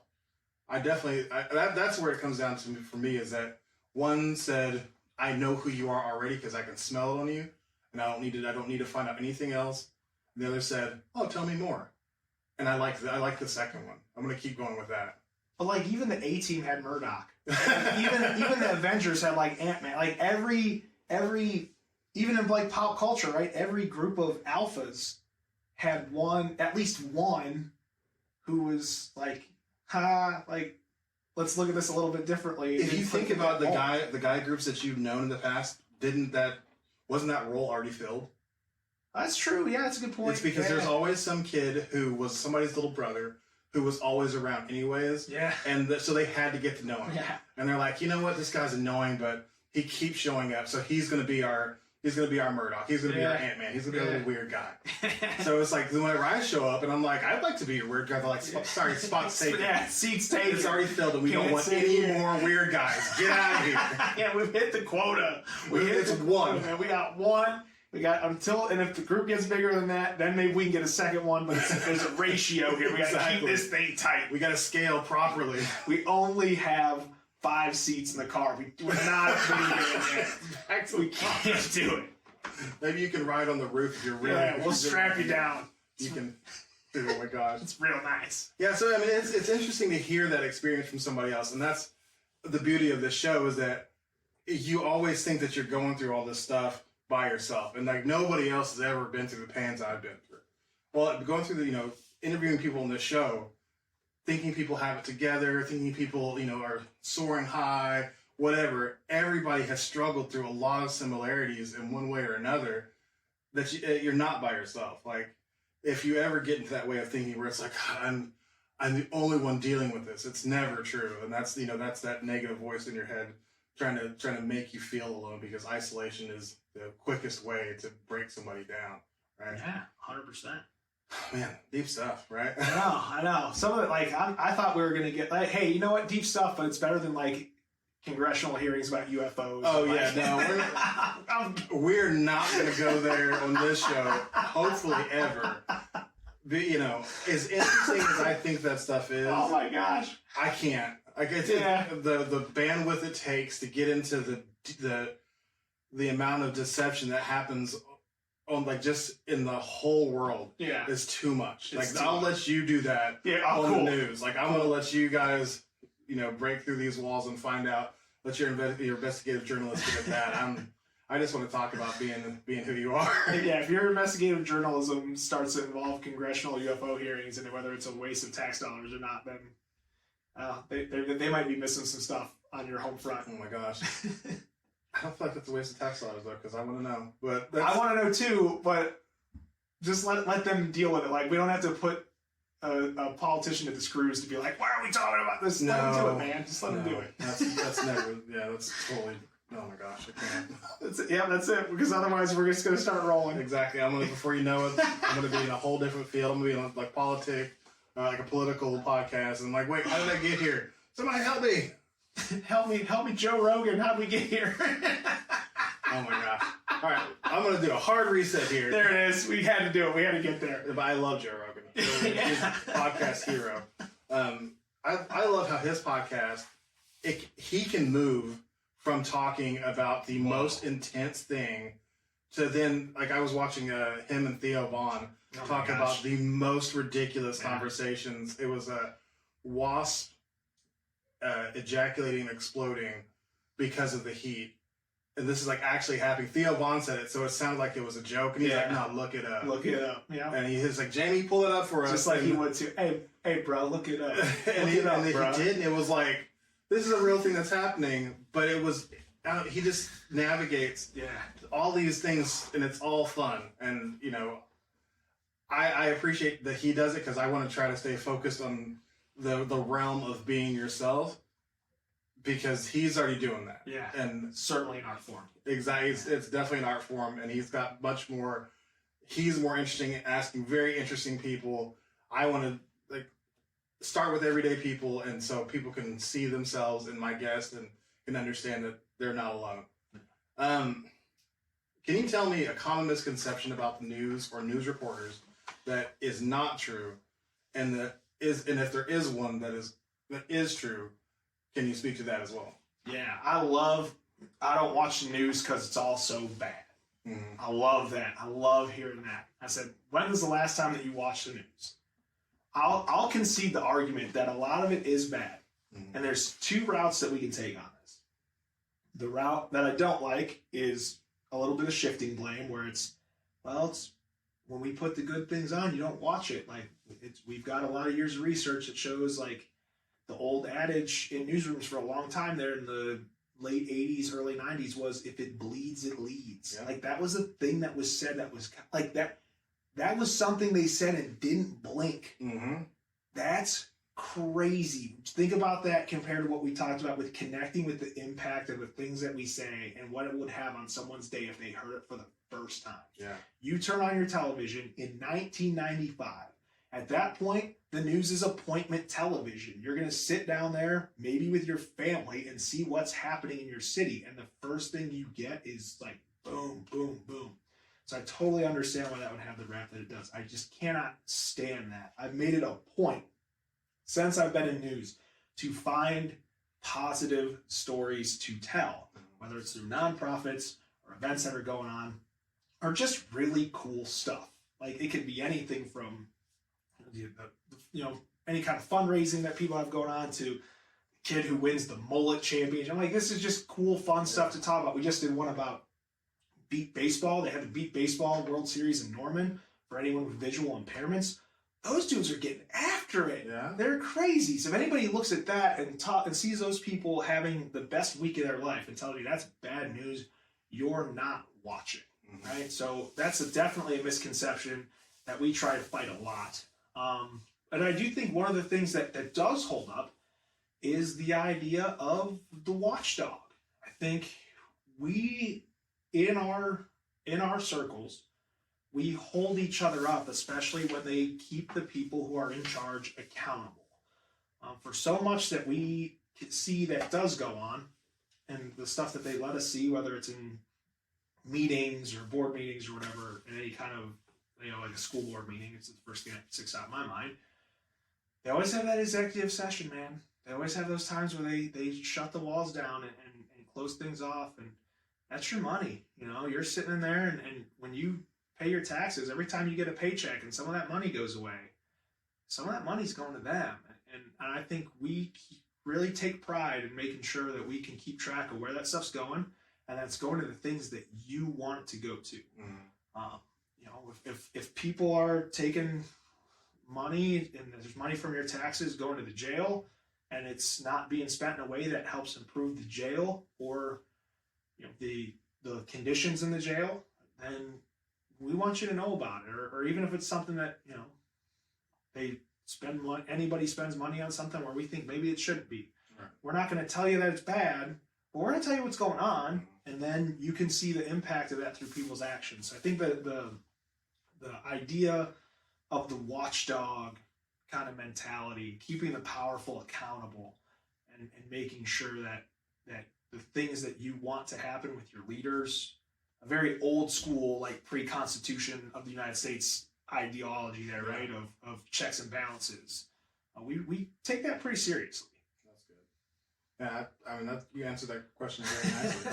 So I've personally taken, like I said, I don't watch the news actively, but I follow you. I follow Ashley Holden, who's no longer, she's out in Arizona now, I think. But I follow a couple different news stations. So if there's big news, that way I get it through, Instagram or Facebook or whatever, versus sitting down and having to see a lot of stuff that I don't really want to know about. Like, we talk about bandwidth, and I'm trying so hard to develop as a person, as a father, as a husband. Whenever all that outside noise comes in, it makes me want to then try to develop as a, as a person giving, as a better community member, and then all of a sudden, before you know it, I'm paralyzed. I'm not improving, doing anything. So I hope to be a person in the future who is more civically minded again, being more involved with things that are happening outside of this house. But it's like right now, I'm trying to get my own house in order and focus on that stuff. But I appreciate people like you who, whenever a story kind of, goes beyond for you, you mention it in your, whether it's positive or negative or something that just really interested you, you'll throw something like, oh man, today on my story, I got to do it. Or, 7 years ago, I interviewed the Master Sergeant from Full Metal Jacket. Oh, man. Or, I love seeing that stuff. That is really interesting to me. So, can you tell me a story or two that, from your time doing this, that has really stuck with you and has kind of changed your perception of reality? Whoa. Oh, man. The ones that stick out. The first thing that comes to mind above and beyond everything is the Oklahoma Honor Flight. So again, every city I've worked in has been a military town. I'm not military myself. Grandfather on my mother's side was. One of the guys that was a role model for me growing up, his name was Carl Delau. He served in the 3rd Cavalry in World War II, was one of the mounted police officers in Cleveland, Ohio. They actually made the movie Kill the Irishman, right? And he was one of the investigators that movie was based off of. Incredible guy. I've always held military in really high regard. I think it's just the way I was raised and the people I was around. So for the Oklahoma Honor Flight, they take a bunch of veterans from various different eras, and they put them on a plane, fly them out to Washington, D.C. They can see all the monuments. It's literally a 24-hour. We left Tuesday morning. We got back Tuesday night, right? So we go 24 hours, right? We'll stay there Monday night, leave Tuesday morning. But it's all guys who couldn't make the trip themselves. So they couldn't afford to. They've never been there. It's their first time getting to see these. So you get to see guys who served in Vietnam, go to the Vietnam Memorial, find somebody's name on the Vietnam Memorial, and then they'll take a piece of paper and a pencil or something, and they'll scratch the name onto a piece so they have that. And these guys, I mean, you're talking about some of the most rough and tumble dudes you've ever met. They just melt, man. And we followed a guy as he told us a story. Thankfully enough, he wanted to talk about it. There's some guys, we get up, you get to the stop, and they're like, hey, we're going to do Vietnam, South Korea. And they're Vietnam vets who are like, I'm not getting off this bus. I'm not going to see that memorial. These people couldn't give a rip about me and what we did. I'm not going, which I totally get. This guy was like, hey, I was a field medic, tried to help this guy. He didn't make it. I know he's on the wall. I got to go find his name. So we followed this guy through the whole day, went with him to the memorial, kept our good distance, right? Let him do his thing. And the guy found this name and couldn't even, he goes to put his hand, great visual for a podcast, goes to put his hand up to scrape this, and his hand it's shaking. He can't even get the lead to the paper. Wow. Because it's all, it all floods back and hits him all at once. And he doesn't even get the pencil to the wall, it just falls out of his hand. Wow. And you're like, okay, like that's something where you're like, this is just something that means a little more. Yeah. And that's the kind of stuff where you just feel a responsibility to share that kind of stuff with maybe people who won't get it. Because I think there's a lot of people 18, 19, 20 years old right now that are doing a lot of really good things, and they're fighting for a lot of rights, and they're saying a lot of things out loud that need to be said. But I think some of the people that maybe they're saying them to are the people that went and did the work so they could say those things in general. So you're barking at the wrong tree, for lack of a better. And I think that was a moment where I was just like, whoa. I think that's probably the biggest one. I think there's been some local election and local corruption stuff. Before we move on, I want to ask that question. Let's go. It makes me think about like journalistic integrity, right? So there's so many different things about that specific story that make me.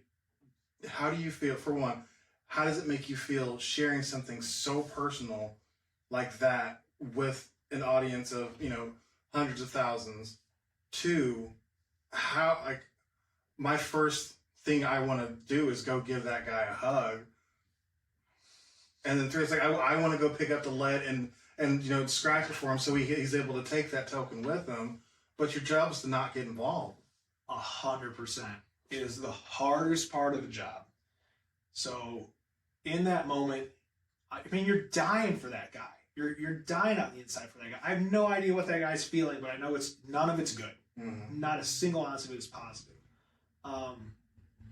And I will say this too, like it's not, I don't know how this will be reflected on in the journalism community, and I don't really care.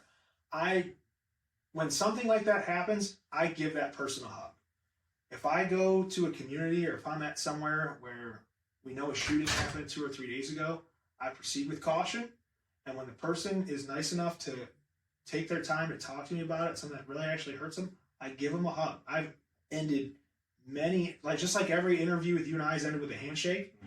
If it's something that's cut somebody deep and I know that they've gone to a place they didn't want to go to, I come in and give them a handshake and I follow up immediately with a hug. Because you just got to be human. At some point, you got to be human. It's more than a job. Yeah. So maybe as far as like removing, I don't, right? Like, I think it's part of being able to tell the story. We gotta hold on real quick. My cat, You're all right. my cat opens the door and lets himself in. Yeah. It's gonna take a while, but I'll just go help him real quick. You're good. Hello, Thunder. There we go. Come on. Go. The path is clear. He's trying to like keep his time in the spotlight. All right, so we're back. That was fun. Welcome to the Alexander Circus of What Animals. life, man. No, Yes. I want a life happen. So we were talking about journalistic integrity, Yeah. and so for you, it's about just being human in that moment. I think that's what it's about, man, because that's at the end of the day, like, you're earning people's trust, and if they don't trust you, they can't tell you anything, and you got to show them that you're not able, or that you're not going to violate that. And I do have moments where we'll get done with a story, and I'll ask somebody at the end. I'll say, "Hey, are you sure you're okay with us sharing this?" Which I think is something not a lot of people do. I think they get the story, they say, "Okay, cool, we got it in the can. Let's get out of here," before they say something. Or I'm like, "Hey, are you sure? Like, we don't have to do this if you're not comfortable with it." Has anybody ever said you're? A couple times. And let me tell you what, like, when you're up against a deadline, that stinks, right? When you get an interview at 3:00 and somebody's like, "You know what? I'm not okay with this." And you know, in one ear, you're like, I hear what you're saying, and the other side of your brain, you're like, "Well, we have this. It's really good." But I think you just got to make sure, because again, it's. So what do? You just pull the plug on the story and. Would you find another way to tell it? Wow. You find another way to tell it. So the cool thing about telling a story in any capacity is you're working with a couple of different senses. You're working with sight, you're working with ears. So there are times where, like, if that happens, I'll go to a neighborhood, like, where something happened, and I'll close my eyes. I'll stand in the middle of the street.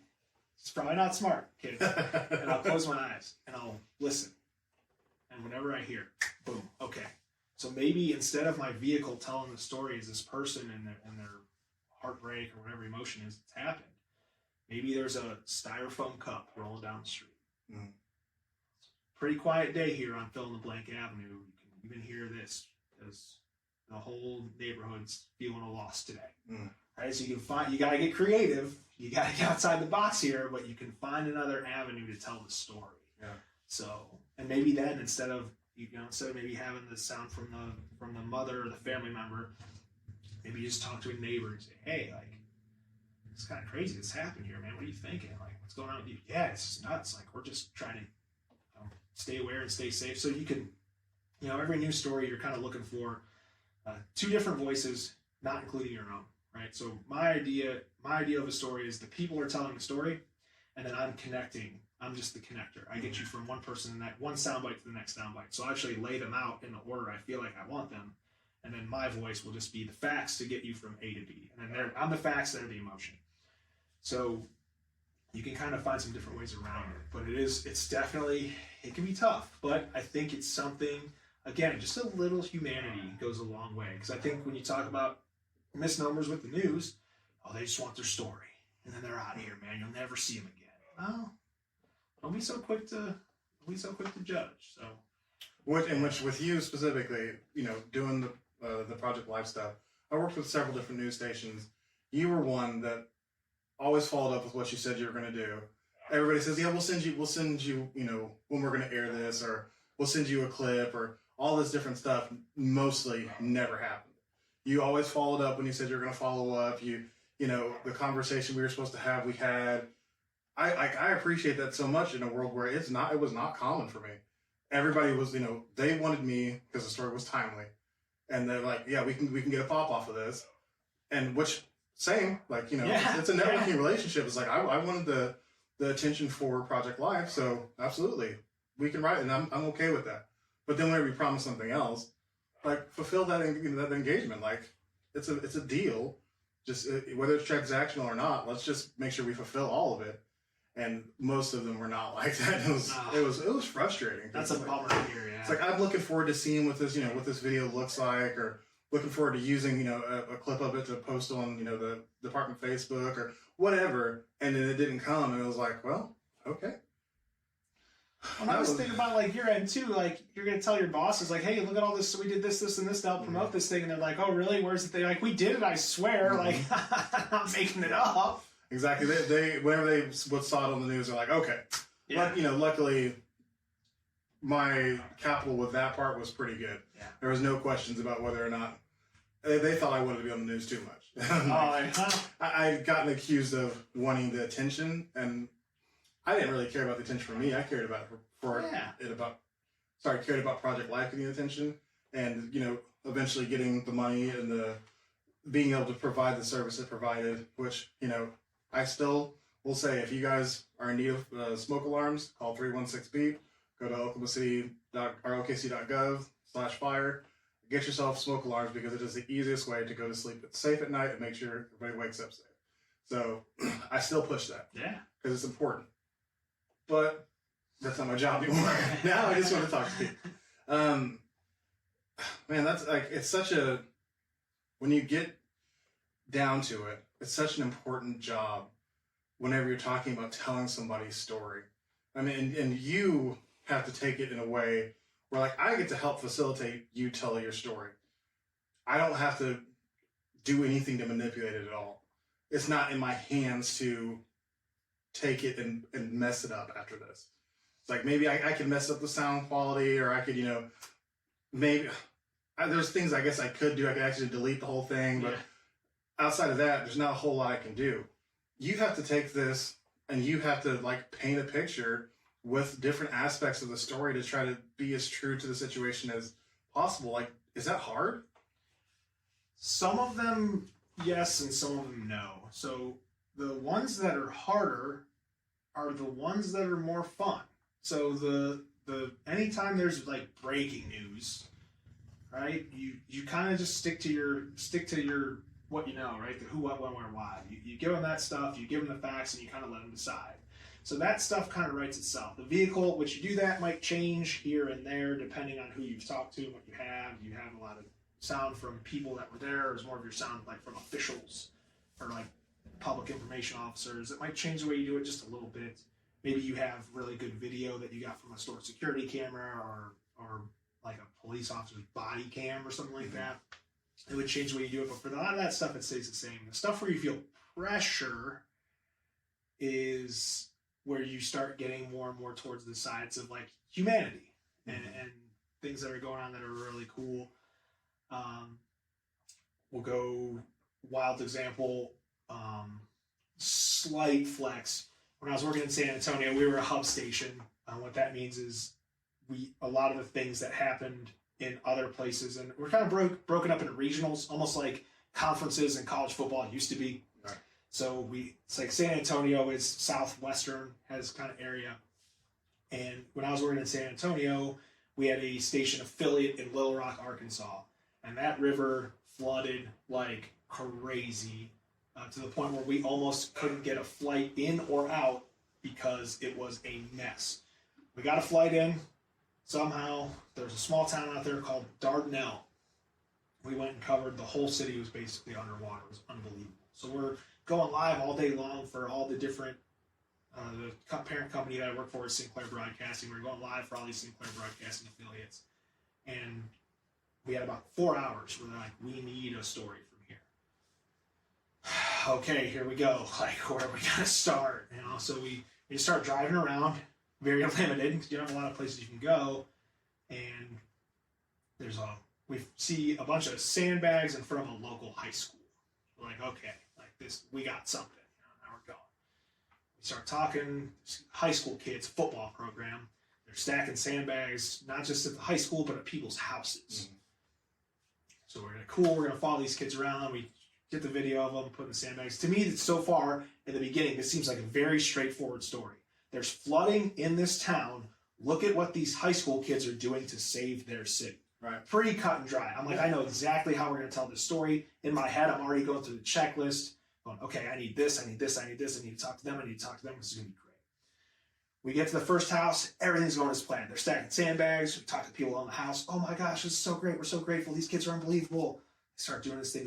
Go back, get more sandbags. Cool. We're just going to follow you guys around. We don't know where we're going. So we get to the second house. They're stacking sandbags in the second house. We take a step back, taking a break. I'm working with a photographer. Thankfully, Paul's a rock star that weekend. He's getting a bunch of shots. I'm looking around. So how it usually works is, again, great podcast visuals. He's looking left. We'll try to paint a picture here. He's looking left and shooting video on the left. I'm looking everywhere else. So he's down the barrel of the camera, and I'm looking everywhere else for sight, sound, anything we can get that looks good. So he's right here, focused right down in front of him. I look over to the, basically 180 degrees away from him. There is a little girl going through the garbage or everything that was trashed from her house that completely flooded. We're talking toys and dolls and play sets and stuff like this. And this girl's sitting on in a chair in her soaking wet front yard, playing with 2 Barbies on a tree stump.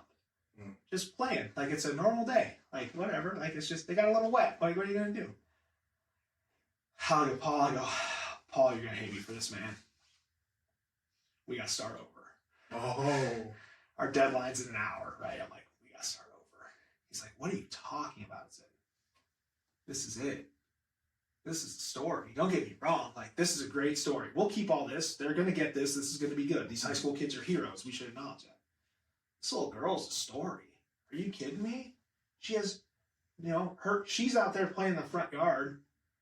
Her parents are sitting inside the window. Once we start learning more S1 questions, her parents are sitting inside the window crying. Mm-hmm.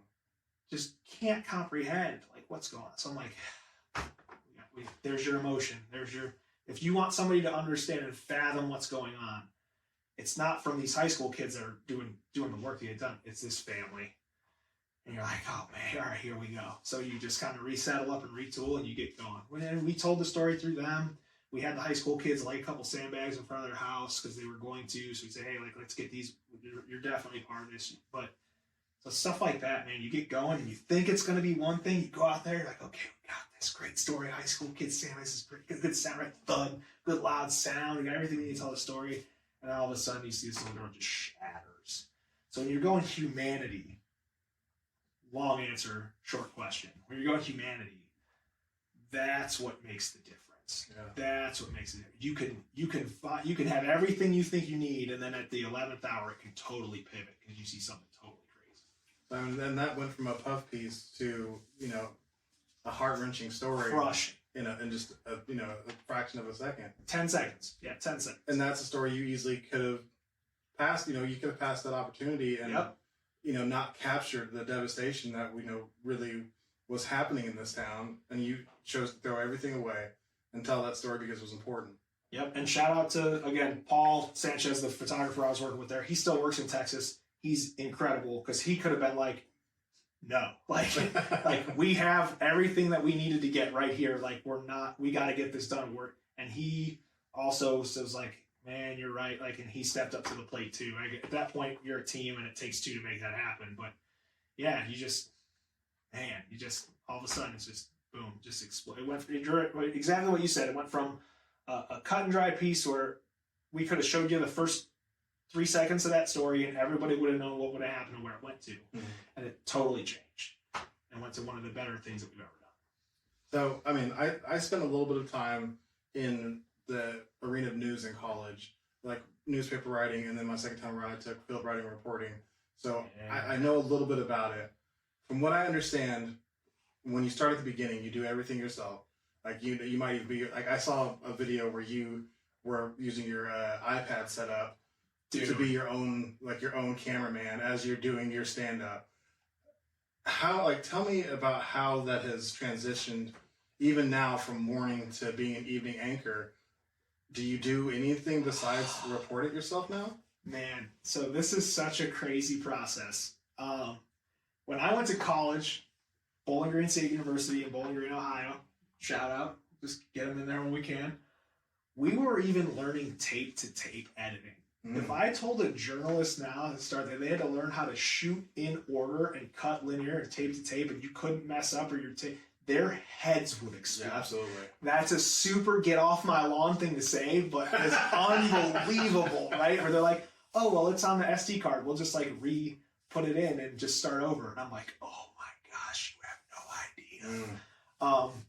So yeah, starting off was what was called an MMJ. Still exists today, really getting the work done. That's a multimedia journalist. They will shoot, write, edit, everything from tip to tail, they are in control. It's a very important workflow. I think it gets a bad rap in our industry in the tier of payment. They're actually paid the least, which is very interesting to me because they have to become some of the most skilled people in the field. They do it all. They shoot their own stuff. They write their own stuff. To me, being an MMJ was a better workflow, easier workflow for me than the next step up, which was as a reporter working with a photographer. As an MMJ, I know in my head, this is what I need to get this done. As I'm shooting the video and I know what I have, I'm already writing in my head. So you learn to be efficient. It's really important for any reporter to start as an MMJ because you learn that efficiency and you learn speed, right? Speed and precision all at once. So that's your first step. Everybody now starts there. Some people have made very long, very good careers there. When you move up a step from that, air quotes on step up, because again, it's just pay scale, that would be a reporter. So now you're working with a photographer. The photographer will shoot and edit. So they'll shoot the video, they'll edit the video. The reporter will arrange all the interviews, conduct the interviews, write the story, write the script, sort of decipher the information into what's important. That becomes a lot of collaboration where you have to be able to talk to the photographer back and forth. Hey, this is what I'm thinking. So now you're having to have these thoughts of how I'm going to put the story together, but you have to have them out loud and with another person who may be like, we can't do that, or I don't know how to do that, or I don't understand what you're saying. Can you describe to me better? So it becomes more of a partnership where you kind of work together. From there, you sort of branch off into two different. So when you're a reporter with a photographer, you can be sort of one of three pieces. You either settle in as an MMJ, you can report in the morning, which is a little different, but you're still reporting with a photographer. You can report in the evening or during the day side with a photographer, or you can be an investigative reporter, which now becomes, instead of turning things daily, you're doing these in-depth projects where you're working hard, and it becomes a lot of open information, ask requests, and you're going deeper. So you'll get like a week or two at a time to sort of put these things together. Now those become more like 3-minute movies. And the responsibility is still all on the reporter to do to fill out all the paperwork, set up all the interviews. It's all on the journalist at the point. Yeah, a lot of places that I've been have had teams, especially when you get into investigative, they have teams. So there's usually like 2 or 3 investigative reporters. There's like a projects manager behind the scenes that will help. I know at Fox here in Oklahoma City, we have an incredible, really our team is like one person behind the scenes, and she is a rock star. So yeah, but it's still, as far as getting the information, the interviews, it's on the reporters to figure that stuff out. And then you kind of take what you have and you start putting it together. Then you go to the anchor side, which is a little bit different, right? So you're kind of coming in. It's more considered and viewed as a leadership position because you are the face of what's going on, and you most of the time the delivery method, you're conducting traffic. And you have a lot of editorial say on what's going on. So usually your anchors are the people who have a lot more experience. It's also a bit of a different skill set, right? Where a reporter does 99% of their work behind the camera, and then they present their story at 5 o'clock, wherever the deadline is. The anchor is a presenter first, and then whether you have interviews in studio or stuff like that, they're sort of breaking down second. They still have to have all the knowledge the reporters have. They just have to be able to present and deliver in a different way. So there's kind of a convergence there. And for me, it was, I wanted to anchor, I wanted to try it. So they started like giving me I anchored in South Dakota for 3 years, which was great, but it's like market 172. It's super small. So you can be an anchor in a small market just by staying around. Yeah. So when I got to San Antonio, they were kind of, oh, whatever, well, maybe you've got some experience. That's great. So they started having me do like Saturday nights. And that was always one of my things was I don't know how to say no most of the time. Most of the time. I'm getting better at it, but so they'd be like, who wants to work Saturday? Like, sure, I'll anchor on Saturday. Why not? I could use the reps. And then I said yes every time. And so instead of who wants to do this, it was just, well, Adam's going to do it. Right. So we started filling out on Saturdays and Sundays. Then people in the mornings would like take a vacation or have sick days or something like that. So then they'd start putting me in there in the mornings. And I just, because I was the guy, I kept being the guy. Then you get experience, you develop a skill set, and then you just end up being a guy. So then I came to Oklahoma City, first time to be an anchor full time. And Oklahoma City's nuts, man. I moved here on a Monday, got here on a Monday. Then there was Tuesday, the Wednesday. So the third day I was here was the day Rudy Gobert did the microphone thing after the Thunder game before COVID happened. Yeah. Everybody remembers that, right? When he and then they shut the game down in the middle of the game. That was my third day in Oklahoma City. Wow. So it was interesting to be a leader in that environment and kind of grow through it to where we are now. Not just learning the city and stuff like that, but now to but yeah, so it's two different mindsets. I still think, and I'm biased because I've been one, I think the multimedia journalist, the MMJ, is the lifeblood of what makes your newscast go, your local newscast go. If your station didn't have 5, some with 6, some with 7 MMJs, what you see on air was just not going to happen. Well, so I'm a little confused because if you're an anchor now, and you've been one since you've been in Oklahoma City, what were you doing out in the field whenever you interviewed me? I'm a storyteller, man. You don't stay in the house like you're supposed to. I think most people don't now. I think more and more so. There are some folks that get out of the house or that stay in the house and stay there and they just leave. That's what they do. I think everybody that I've ever looked up to has been get out and tell stories. Mm-hmm. The guy that I followed that was my mentor in San Antonio, who I still talk to this day, is David Chancellor. He's been there forever. He's never been a stay-in-the-house guy. Mm-hmm. Wendy Suarez here for Fox 25 has never been a stay-in-the-house kind of guy. It's important, and we can contribute. We still have that skill set, right? We all came up through that route. We just took the right turn instead of the left turn, right? We took the red pill instead of the blue pill or whatever, and we still have that skill set. And I think it's very important as a leader that you don't ask someone to do something you're not willing to do. So if we're telling people you got to do a better job with these and we're not doing it, it's what are we doing? So plus I just love doing it. I love meeting people. Like if I wouldn't have gotten out of the house, so to say, wouldn't have met you, wouldn't be here. Right. So the thing about this job that I love the most is getting to meet people and talk to people that I wouldn't get a chance to talk to. I'm not giving that up. Your detractors may say you're taking a chance from somebody who's who come up in your position because you've got your seat at the table, right? Yeah. And going out and taking that story whenever you could assign it to some up and comer. Do you feel any responsibility to let the people who are learning that MMJ part to have some of that, hey, I got a good lead on the story. Do you want to follow it up? Do you ever do that? Sure. So what I'll tell those people too is if you're at a job site and the foreman picks up a shovel and starts digging a hole, is anybody saying that they're detractor and taking the work away from somebody else? I mean, from my time in the fire department, what happens is if your major picks up the shovel, you take it from him. Okay, interesting. That's the mentality in the fire department. I like that. You never want somebody who's got more time than you working harder than you are. I like that. So in that case, if somebody hey, Adam, you did that last story. It was great and everything. Let me help you on the next one. Sure. Is that happening? To a degree, yeah, I think so. And I think that's a cool part of what we do, right? Is that whether it's background knowledge or a contact, right? I keep every day in the newsroom is, hey, I'm doing a story about this. Does anybody have a way I can get in touch with fill in the blank or somebody? And it's, 100%. We throw them in the right direction, give them everything that we have. If I've done a story on it before, you give them the background that you have. So I think that's an interesting way to look at it too, because part of our job is coming to work with 2 or 3 ideas that you think are really important. So while, again, we've got everyone that is kind of with me here, they're bringing their 3 ideas or so. I'm going to bring my 3 ideas or so. And if some of those overlap, you go ahead. Or maybe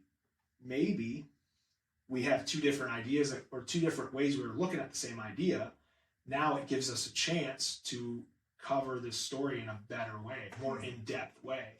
And we've really made it a point on Fox anyway to take the first 10 minutes of our newscast and focus on one issue. So a lot of this last week has been back to school. Friday we did a lot of work at the border. So we've really focused on people want to see us get more involved. So we've done that. And that's a great way to mention to get involved. Someone says, hey, I want to do this. And you go, okay, cool, go ahead. You do it from this angle. What's a different angle I can do it from? Now we're working together. And we have a nice rising tide, right? We come up with a more in-depth reporting. We've got more information out there. They've gotten some foothold into the area, whatever it is, and then I can use what I've got to help them, and everybody kind of wins. Is it true? Like, I'm thinking about this, and I'm hearing you talk about it. It still seems like it's kind of we're working together separately. Is that kind of how it is? It's like, okay, look, you got a similar idea. I'll approach it from this way. You approach from that way, and then we'll see what we've got. Yeah, kind of. Again, I think it's because we'll talk about, we can do. Let's do it this way. You name any subject you want. Pick a subject. Pick a topic for me. The coming of fall. Okay, so tonight, leading our broadcast here is the coming of fall, right? Fall's coming. So when you talk about the coming of fall, there's like 100 different things you can talk about. We'll say, because it's already been said, right? Back to school. Obviously, it's coming of fall. You've got fall sports. So now you've got, even in fall sports, you've got high school football camps coming up. Well, it's 100 degrees outside every day. What are they doing to stay safe? Back to school. What are they doing for school safety? Is the curriculum change? What's going on? So you can already see how these things start to these ideas like multiply. So we try to find an umbrella, or what we'll call it is a bucket, and we'll take our ideas and we'll throw them in these buckets, and then we'll decide, okay, here's what we got in this back to school bucket. So it is a little separate, but together, right? We're following the same subject, but we're all going to tackle it in our own different way. And then it comes together at the end to make like kind of that whole thing sing. So let's say we're sticking with that same umbrella back to school. Adam King says, I really want to dig deeper into the football camps in this extreme heat and see what's going on there. MMJ says, I want to cover that too. Okay. Do you say, I'll back off, or do you say, okay, let's get together and let's brainstorm and we'll see how we can attack this together? We'll do the brainstorm and see how we can attack it together, but we'll do it in about 4 minutes. Ooh. Yeah. And is that all the time you'll spend together in that? Pretty much, yeah. So we'll in that sit down, it'll basically go like this. Like if you're the MMJ and I'm me, we'll go, okay, who do you got? Mm-hmm. Who do you got to talk to about this? Are you talking to coaches? Are you talking to athletic directors? Are you talking to parents? Are you talking to football players? Like, who do you have ready to go? Like, if you needed to get out the door in an hour and talk to somebody, who do you got? And then I'd tell you who I got. And we'll see if they're different. Great, we found a way to make this different. If they're the same, then we got to figure out what we got to do. So there's so many ways we can find ways to make these different that I want to say very rarely does it come down to the fact that it's going to be you or me doing the exact same thing. What if this MMJ says, I like your people, but I want to go with you? Oh, well, that won't happen because it's just resources at that point, right? Like we've got too much ground we got to cover to make a newscast happen. So yeah, we'd split it up. We wouldn't I'll go come in on my day off so I can work with you. I mean, you can. I would tell you, take your time off as your time off. But if you wanted to come in and go and check it out, you totally could. And we've done that with like interns and stuff all the time. They'll come with it. So what I'm thinking of is the person who is not like me, who's not an asker, who is basically trying to like shadow you, and just like keep showing up in the place. And for somebody like me, it wouldn't be obvious. I'd be like, okay, you do it. Fine, like you can have that. Yeah. Instead of saying like, do you want to work on this? Do you feel like I have something I can help you with? Yeah. Which now, like, if I know that, I absolutely want to give that to people. If there's something I can offer them and they want it, I was like, just ask me. I'll give you whatever you want. Yeah. But a lot of people are afraid to ask, and so I'm curious if that freedom of information exists within your career, where if people kind of show interest in the way you do things, is that something that you share, or is it almost like the way I do things? That's my style. You go find your own way and let me know when you get there, and then we'll attack it from different ways. Yeah, we'll definitely share because we're all on the same team, which has been really cool. And I think in this instance, where that stuff will come from will be if someone who's maybe a little newer got what they think is a finished project, and then they'll come to me and say, hey, can you take a look at this? Or maybe they don't ask me. Maybe I'm just like, oh, so-and-so did some of this. I'm just gonna take a peek at it and see what it looks like. So it definitely helps in that instance to be vocal, but I definitely understand what you're saying. Like, are we making sure that the people who aren't vocal are still getting the opportunities that they need or crave? I mean, let's put it that way, right? The opportunities they crave to get better. And I think they are, but I also think that depends on the leadership and the culture that you have in the newsroom, which would start from the anchors on the way down.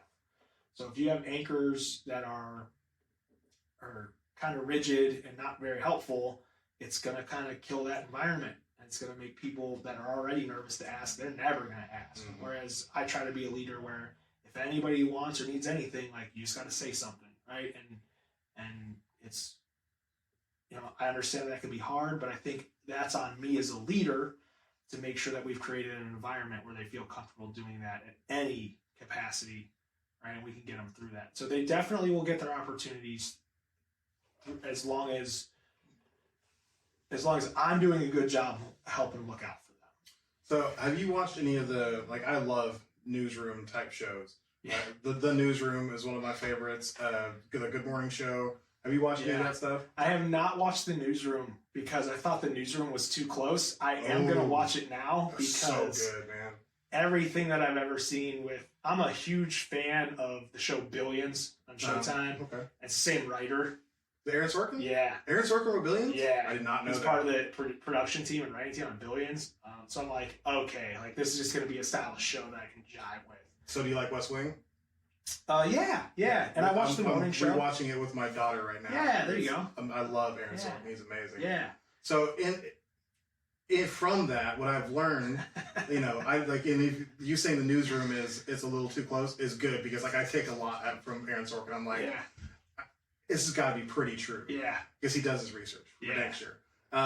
Is that the culture in the newsroom is less about the anchor setting the culture by him speaking it, and more about the culture being set up to please the head anchor? Great question, man. So the overall temperature of the newsroom is going to be set up by your news director first and foremost. They set just, this is what we're doing. This is our goal. This is what we're working towards.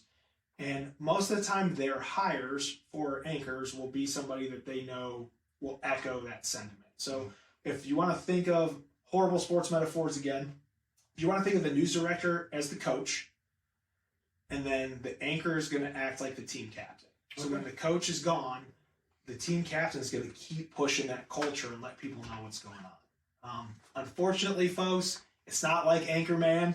You can't just walk in there and be like, this is what we're doing today. But the morning show on Apple TV was an interesting, because there is a lot of stuff in there that I feel is fairly accurate. I wouldn't know. They're more modeled off of a national, obviously, like Good Morning America. Yeah. They did everything but call it Good Morning America. Absolutely. So there's going to be some things in there that are different, but there's a lot of stuff in there that kind of reigns similar as far as dynamics, which I thought was really interesting. So yeah, the news director sets the tone.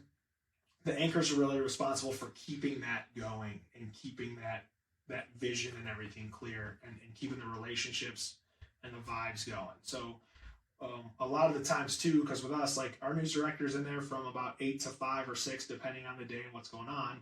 I'm there from 2 to 10 at night. So once the news director leaves, I'm helping push the ship in the right direction.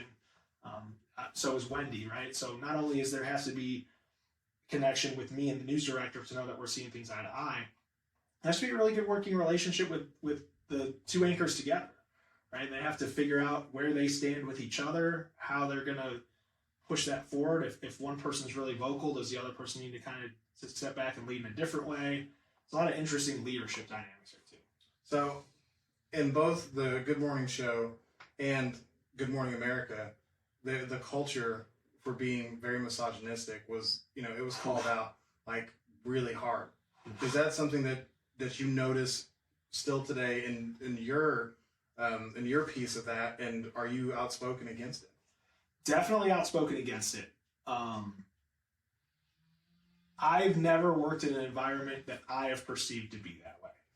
I know that as a white male, right, that's very easy for me to sit here and be like, everything's totally cool. Right. I'm not blind to that. I totally understand that. I think the environment still exists a little bit. Well, maybe more than a little bit in some places. I've seen the inboxes of direct messages and Facebook messages for me and my male journalist friends. I have seen a few because I don't ask to see them because I don't want to, but I have seen some of the inboxes for Facebook and Instagram of my female coworkers, that's anchors or reporters in the field. It's pretty gross. Oh, man. It's pretty gross. The things that people feel they have the liberty to just write in and tell a female is beyond me. If any of that stuff came out of my mouth, my mom would be around the corner hitting me upside the head. Right.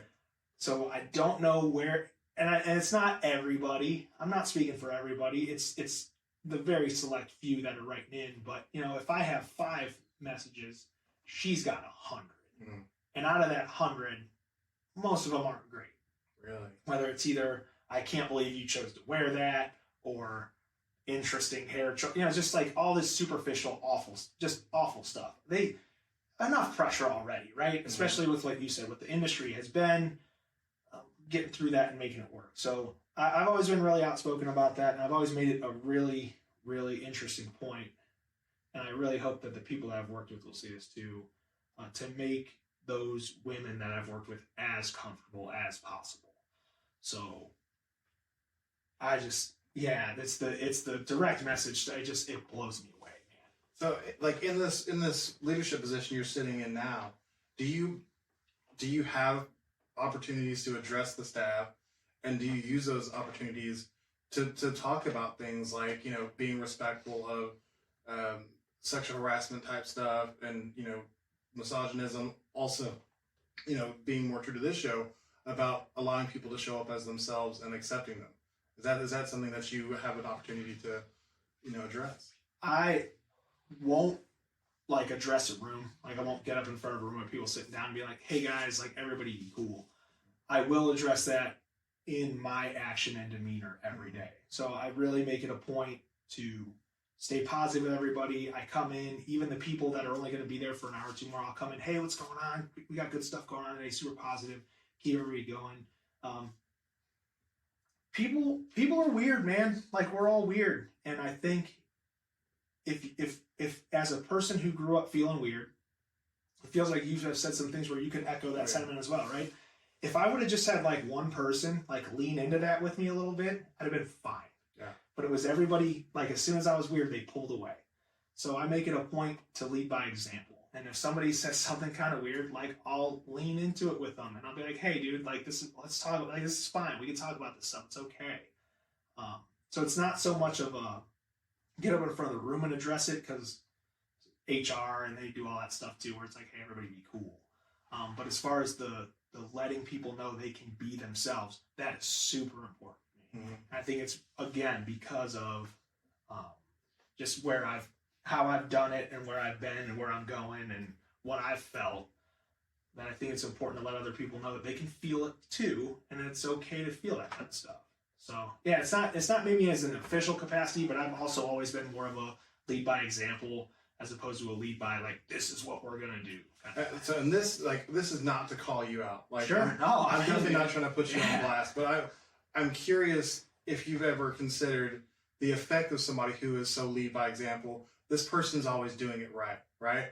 That when you have somebody like that who you can look to, it makes you feel good in one way. But when that person stands up and not only leads by example, but says, hey, I want everybody to put attention on this thing and do it, everybody's like, oh crap. Yeah. Adam, who always leads by example, is speaking on this thing. And it holds a lot of weight. And it's something that you generally only have to ever talk about one time, because everybody then knows where you stand on it. Yeah. And then as new people come into the team, they say, Adam doesn't put up with that crap. So you better, none of that, none of those racial jokes or, whatever. It's important to see people like that, especially who don't look like me, being outspoken about that kind of stuff, because it makes you feel so much more welcome whenever it's not just me and you.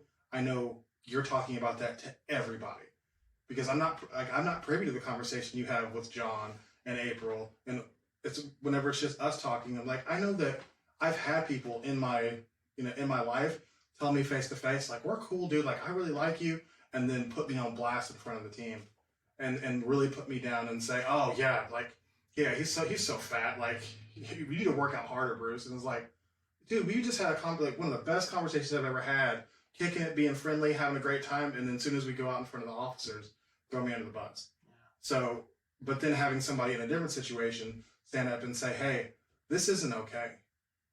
It makes you feel so much safer.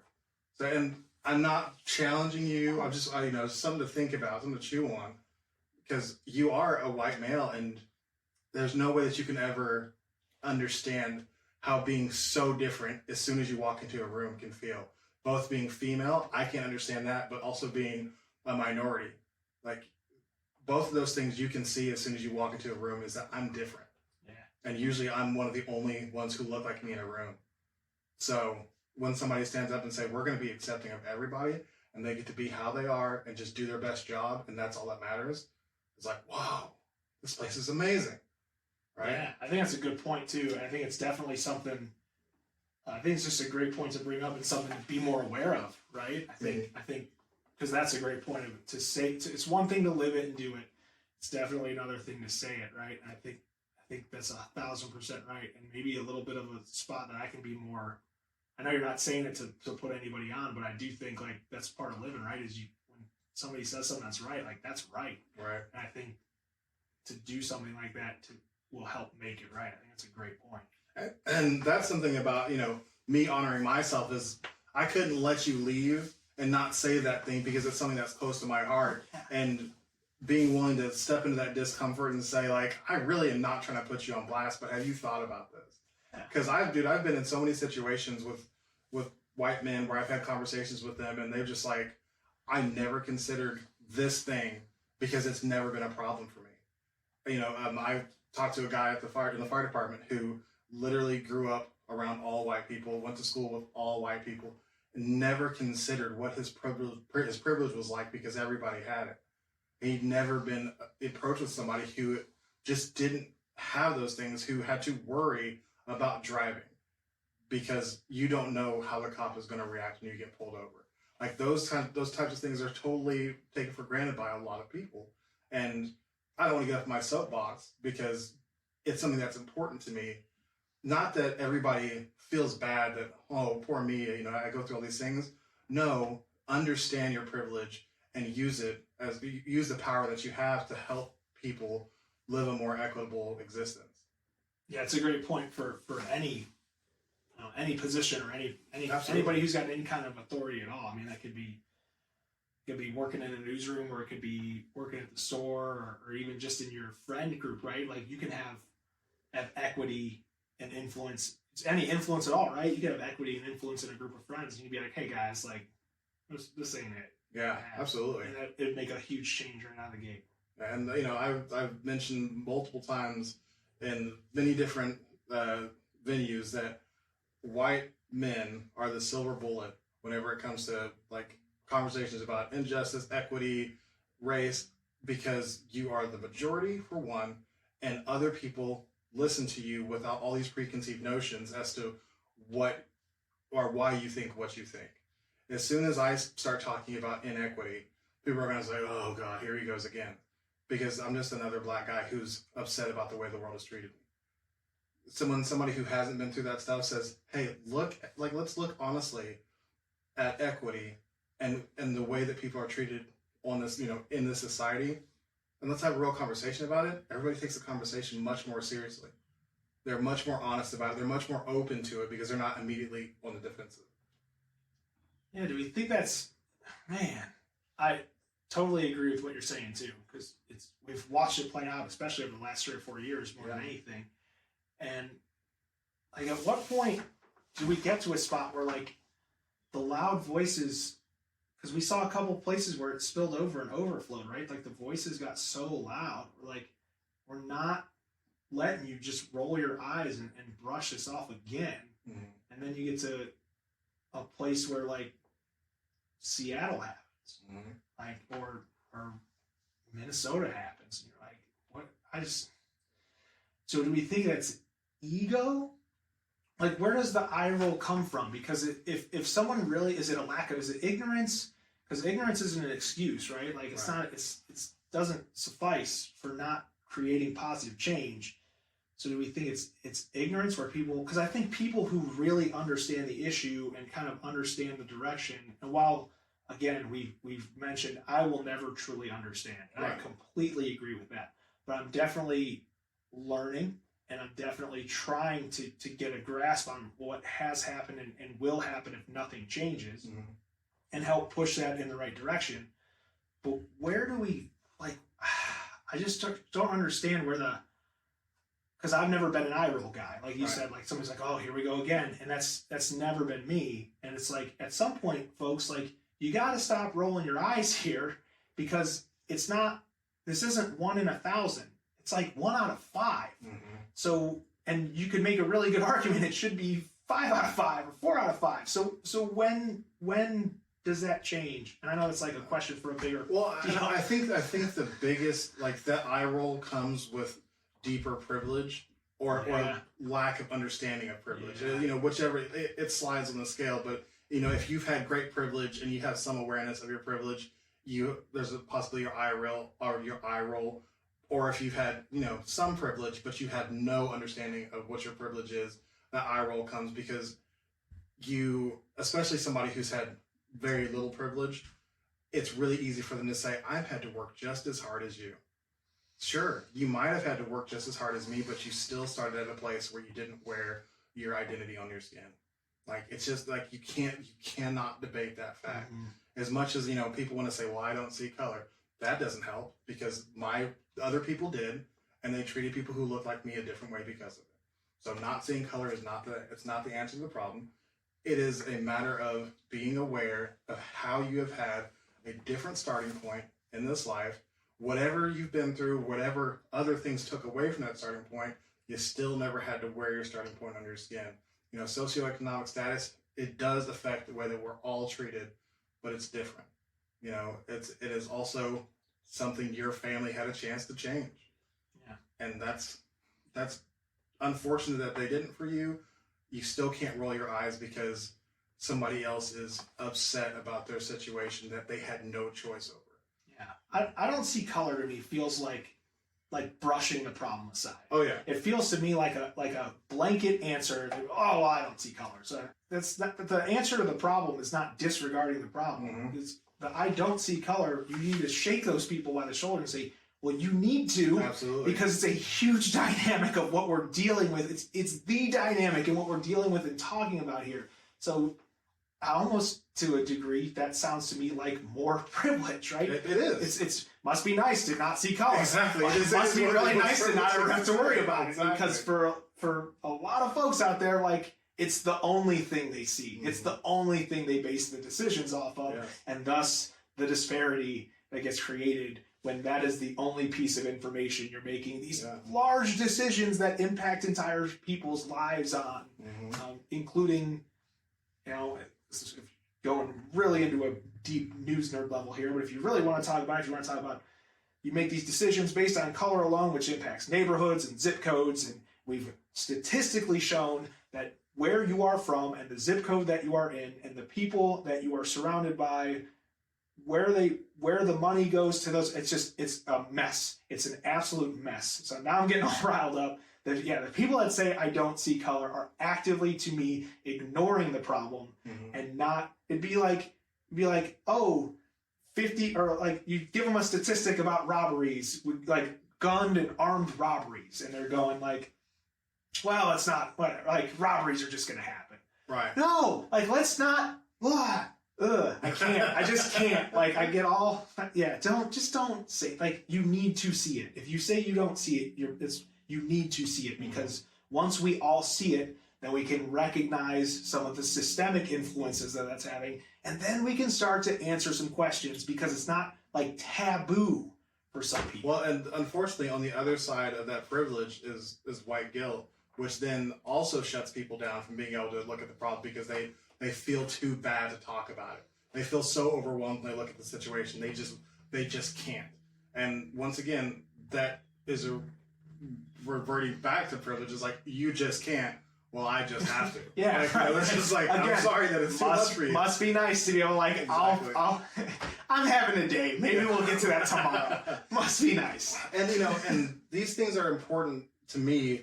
Like, I've got my views and my opinions, but on this show, my main role is just to ask the question, are you thinking about it? And is it something that you allow to shape your identity? And I hope it does. And I hope that it makes you ask the question on a daily basis, am I doing enough to help support people being their best selves, in my space? Like, especially as you're raising into leadership positions, you get to help affect what the space looks like. And unfortunately, you can only be so passive before you become a person who is co-signing behaviors that you don't like. And at that point, you have to be proactive in saying, I mean, you don't have to. You can do everyone. But if you want to not be part of the problem, you have to be part of the solution. Or else, once again, you're just passively being part of the problem. And once again, I'm not saying that that's what you're doing. Right. I wasn't coming at you. No. This went much deeper than I did first go to ask the question. But it happens. I'm going to try to rein this in because I don't know what your day looks like. We've already gone over 2 hours. And, This is what happens, man. People get talking. So I've figured out my superpower. It is to make people forget any obligation that they have and sit down and just be in the conversation. Yeah. Like, that's my superpower. And I did not realize I had that. But everybody who I've sat down with, especially my last guest, Peter Evans, he is like, I didn't think we were going to get through 30 minutes. 2 hours later, he's like, wow, what just happened? Yeah. And it's like, I just allow you to come in and be yourself and just have a conversation. And it's been amazing. Like, I think that you really shared a lot here, and I hope people take as much from it as I have. And I hope it's been good for you as well. Is there anything else that you want to share with our audience? No, man, I do appreciate it because I think, especially in the last, got lost in it, but I think especially in the last half an hour, it's going to be nice to come through this and literally I'll go to work this afternoon and I will have something to actively think about and put into practice, which is awesome. So not only are you helping out the people that are listening, you're getting a little into the people that are here too. So it's not just coming in and talking about it, right? Like I will actively go to work today and think about like making sure that I make it a point to let these people know that I'm working with it. Like, hey, like be yourself, do your thing, and let's make sure you have what you need. The only stuff that I'd like to say right now is just support your local news, man. Like, we're out there, we're doing the good things, we're doing everything that we can. We get it, right? Like, not everybody wants or needs everything that we have to offer, but we are going to offer some awareness and let people decide for themselves. I think it's always been what it is. You know, we get a weird spot being Fox News affiliate, so we're not like Fox News. We're not like, I don't have Tucker Carlson on speed dial. Right? Like, it's not one of my boys. Like, it's just how we get on the air. So support your local news. Keep doing the things that you need to do to make yourself feel good. I always like to tell people to just be you and be unashamedly you. I know that that's not as easy to do as it's said, but I think if you just take one moment and be yourself in a moment where you thought maybe you should pull back, if you don't, I think you'll like what you find. Always try to tell people just stay active and get moving, stay healthy, take the first step. It's the hardest part. And then, man, just be cool to each other, man. Like that's all I got. I think like, was it I think it's in the other guys where he's like, well, what about just like 5 million concerned citizens? Just like everybody stepping up and doing their part. Like, right. He says it as a joke, but it's like, man, if everybody was just kind of cool, like, think about how much more stuff we get done. Absolutely. Just be cool, man. Well, I'm definitely, knowing you're going to be on the news, I'm definitely much more inclined to watch now. Oh, man. Like, I mean, that's not me just puffing you up. Knowing that I've got somebody there whose goal is to get the information to me in a way that is not going to hurt me and is not going to try to fear monger, because that's something that, you know, I definitely remember in the early 2000s, late 90s. Oh yeah. Is that just rasping up the fear was a big part of my, you know, my connection with the news. I don't feel that from you in the least bit. You want to tell the good and the bad with an air of humanity, and I absolutely appreciate that, and that makes me want to hear the news again. Ah, that's the best compliment you can get. Honestly, that means a ton. Like I said, it's just, if we get done and if 5 minutes or 50 minutes or whatever you watch, and you're like, that's a guy that I want to sit down and have a beer with, that's the goal, man. Yeah. Like we're just gonna get it done. Well, man, what a great talk. What do the next 5 years look like for you? You have any big plans? Is this as high as you plan to go, or are you trying to go national? So I'm in Oklahoma City for 3 more years. I just signed a new contract. It's kind of funny. I signed a 3-year contract for the morning show, and then 6 months later, they're like, "Hey, we're gonna move you to the evenings." So I hit the reset button. Right, so it's only 6 months, so like we just start over. So I'm at least here for 3 more years, and I'm really interested to see what that looks and feels like, because our whole team in the evening on Fox is all set up for the same 3 years, which is very rare. Wow. That never happens. It's always one person goes, one person stays. So that'll be fun. And I don't know. I don't have an end destination, man. Everybody, where do you want to work? I'm like, I don't know, man. I'll know when I get there. Mm-hmm. Oklahoma City's been great. As it's opened up and gotten to learn more and do more and see more, I've had so much fun here. So I'd be remiss if I thought about the time ahead and not enjoyed and made the impact that I was trying to make right now. So I kind of just take it like the one contract at a time. And like once I get to the last year, start having some conversations, see what everybody's doing, and we kind of go from there. But I will say this, if I ended up being a person that stayed here and was a 20 or 30 year long news anchor in Oklahoma City, that's a good life that I can die happy with. That's a pretty good spot to be. That's awesome. So if people want to learn more about Adam King, where can they find more Adam King? Oh man, okay. You got Fox 25 News at 5 o'clock, late edition at 9 o'clock. That's check your local providers or whatever that is, and also okcfox.com for a lot of the work that I got going on, and then everywhere else, man. Facebook, Instagram, Twitter, all that stuff. If you search Adam King, it's actually a more common name than I thought. If you Google Adam King, you're gonna get a dude who was on The Real World for MTV. Oh, really? Way back in the day. So follow him. Doesn't look anything like me, so follow him. Like just give him a shot, right? Like Rising Tide. But Twitter and Facebook, it's like Adam King News. Instagram's I tend to be a little more personal and less professional on Instagram. So if you want to connect with me professionally, like those are the ways. And if you want to connect with me like as a guy, Instagram's probably the shot there. And then the email's Adam King at SBG South Bravo Gainer Television Video.com, SBGTV.com. Right. So and I'm always looking for ways to connect with folks and stories. And if you see me in public, I make it a very, very poignant point to not be noticeable in public. If you get me, and you're like, whoa, I know that guy, we're going to stop and we're going to take a picture. It's like a Where's Waldo thing. It's like, if you can do the homework and figure me out and find me out of the crowd, like, we'll take a picture and do a thing. I never mind doing it. But I do try to keep like the lowest profile that I possibly can. But I'm never averse to saying I always appreciate the people that appreciate it. I mean, I could tell you what Jimmy works out at, but I'm not going to do that. They all know. They're all making fun of me anyway, so they all know. And I'm really just pleased with how honest and just genuine of a person you are. And I really appreciate you coming on the show and sharing yourself and being open to, you know, be vulnerable.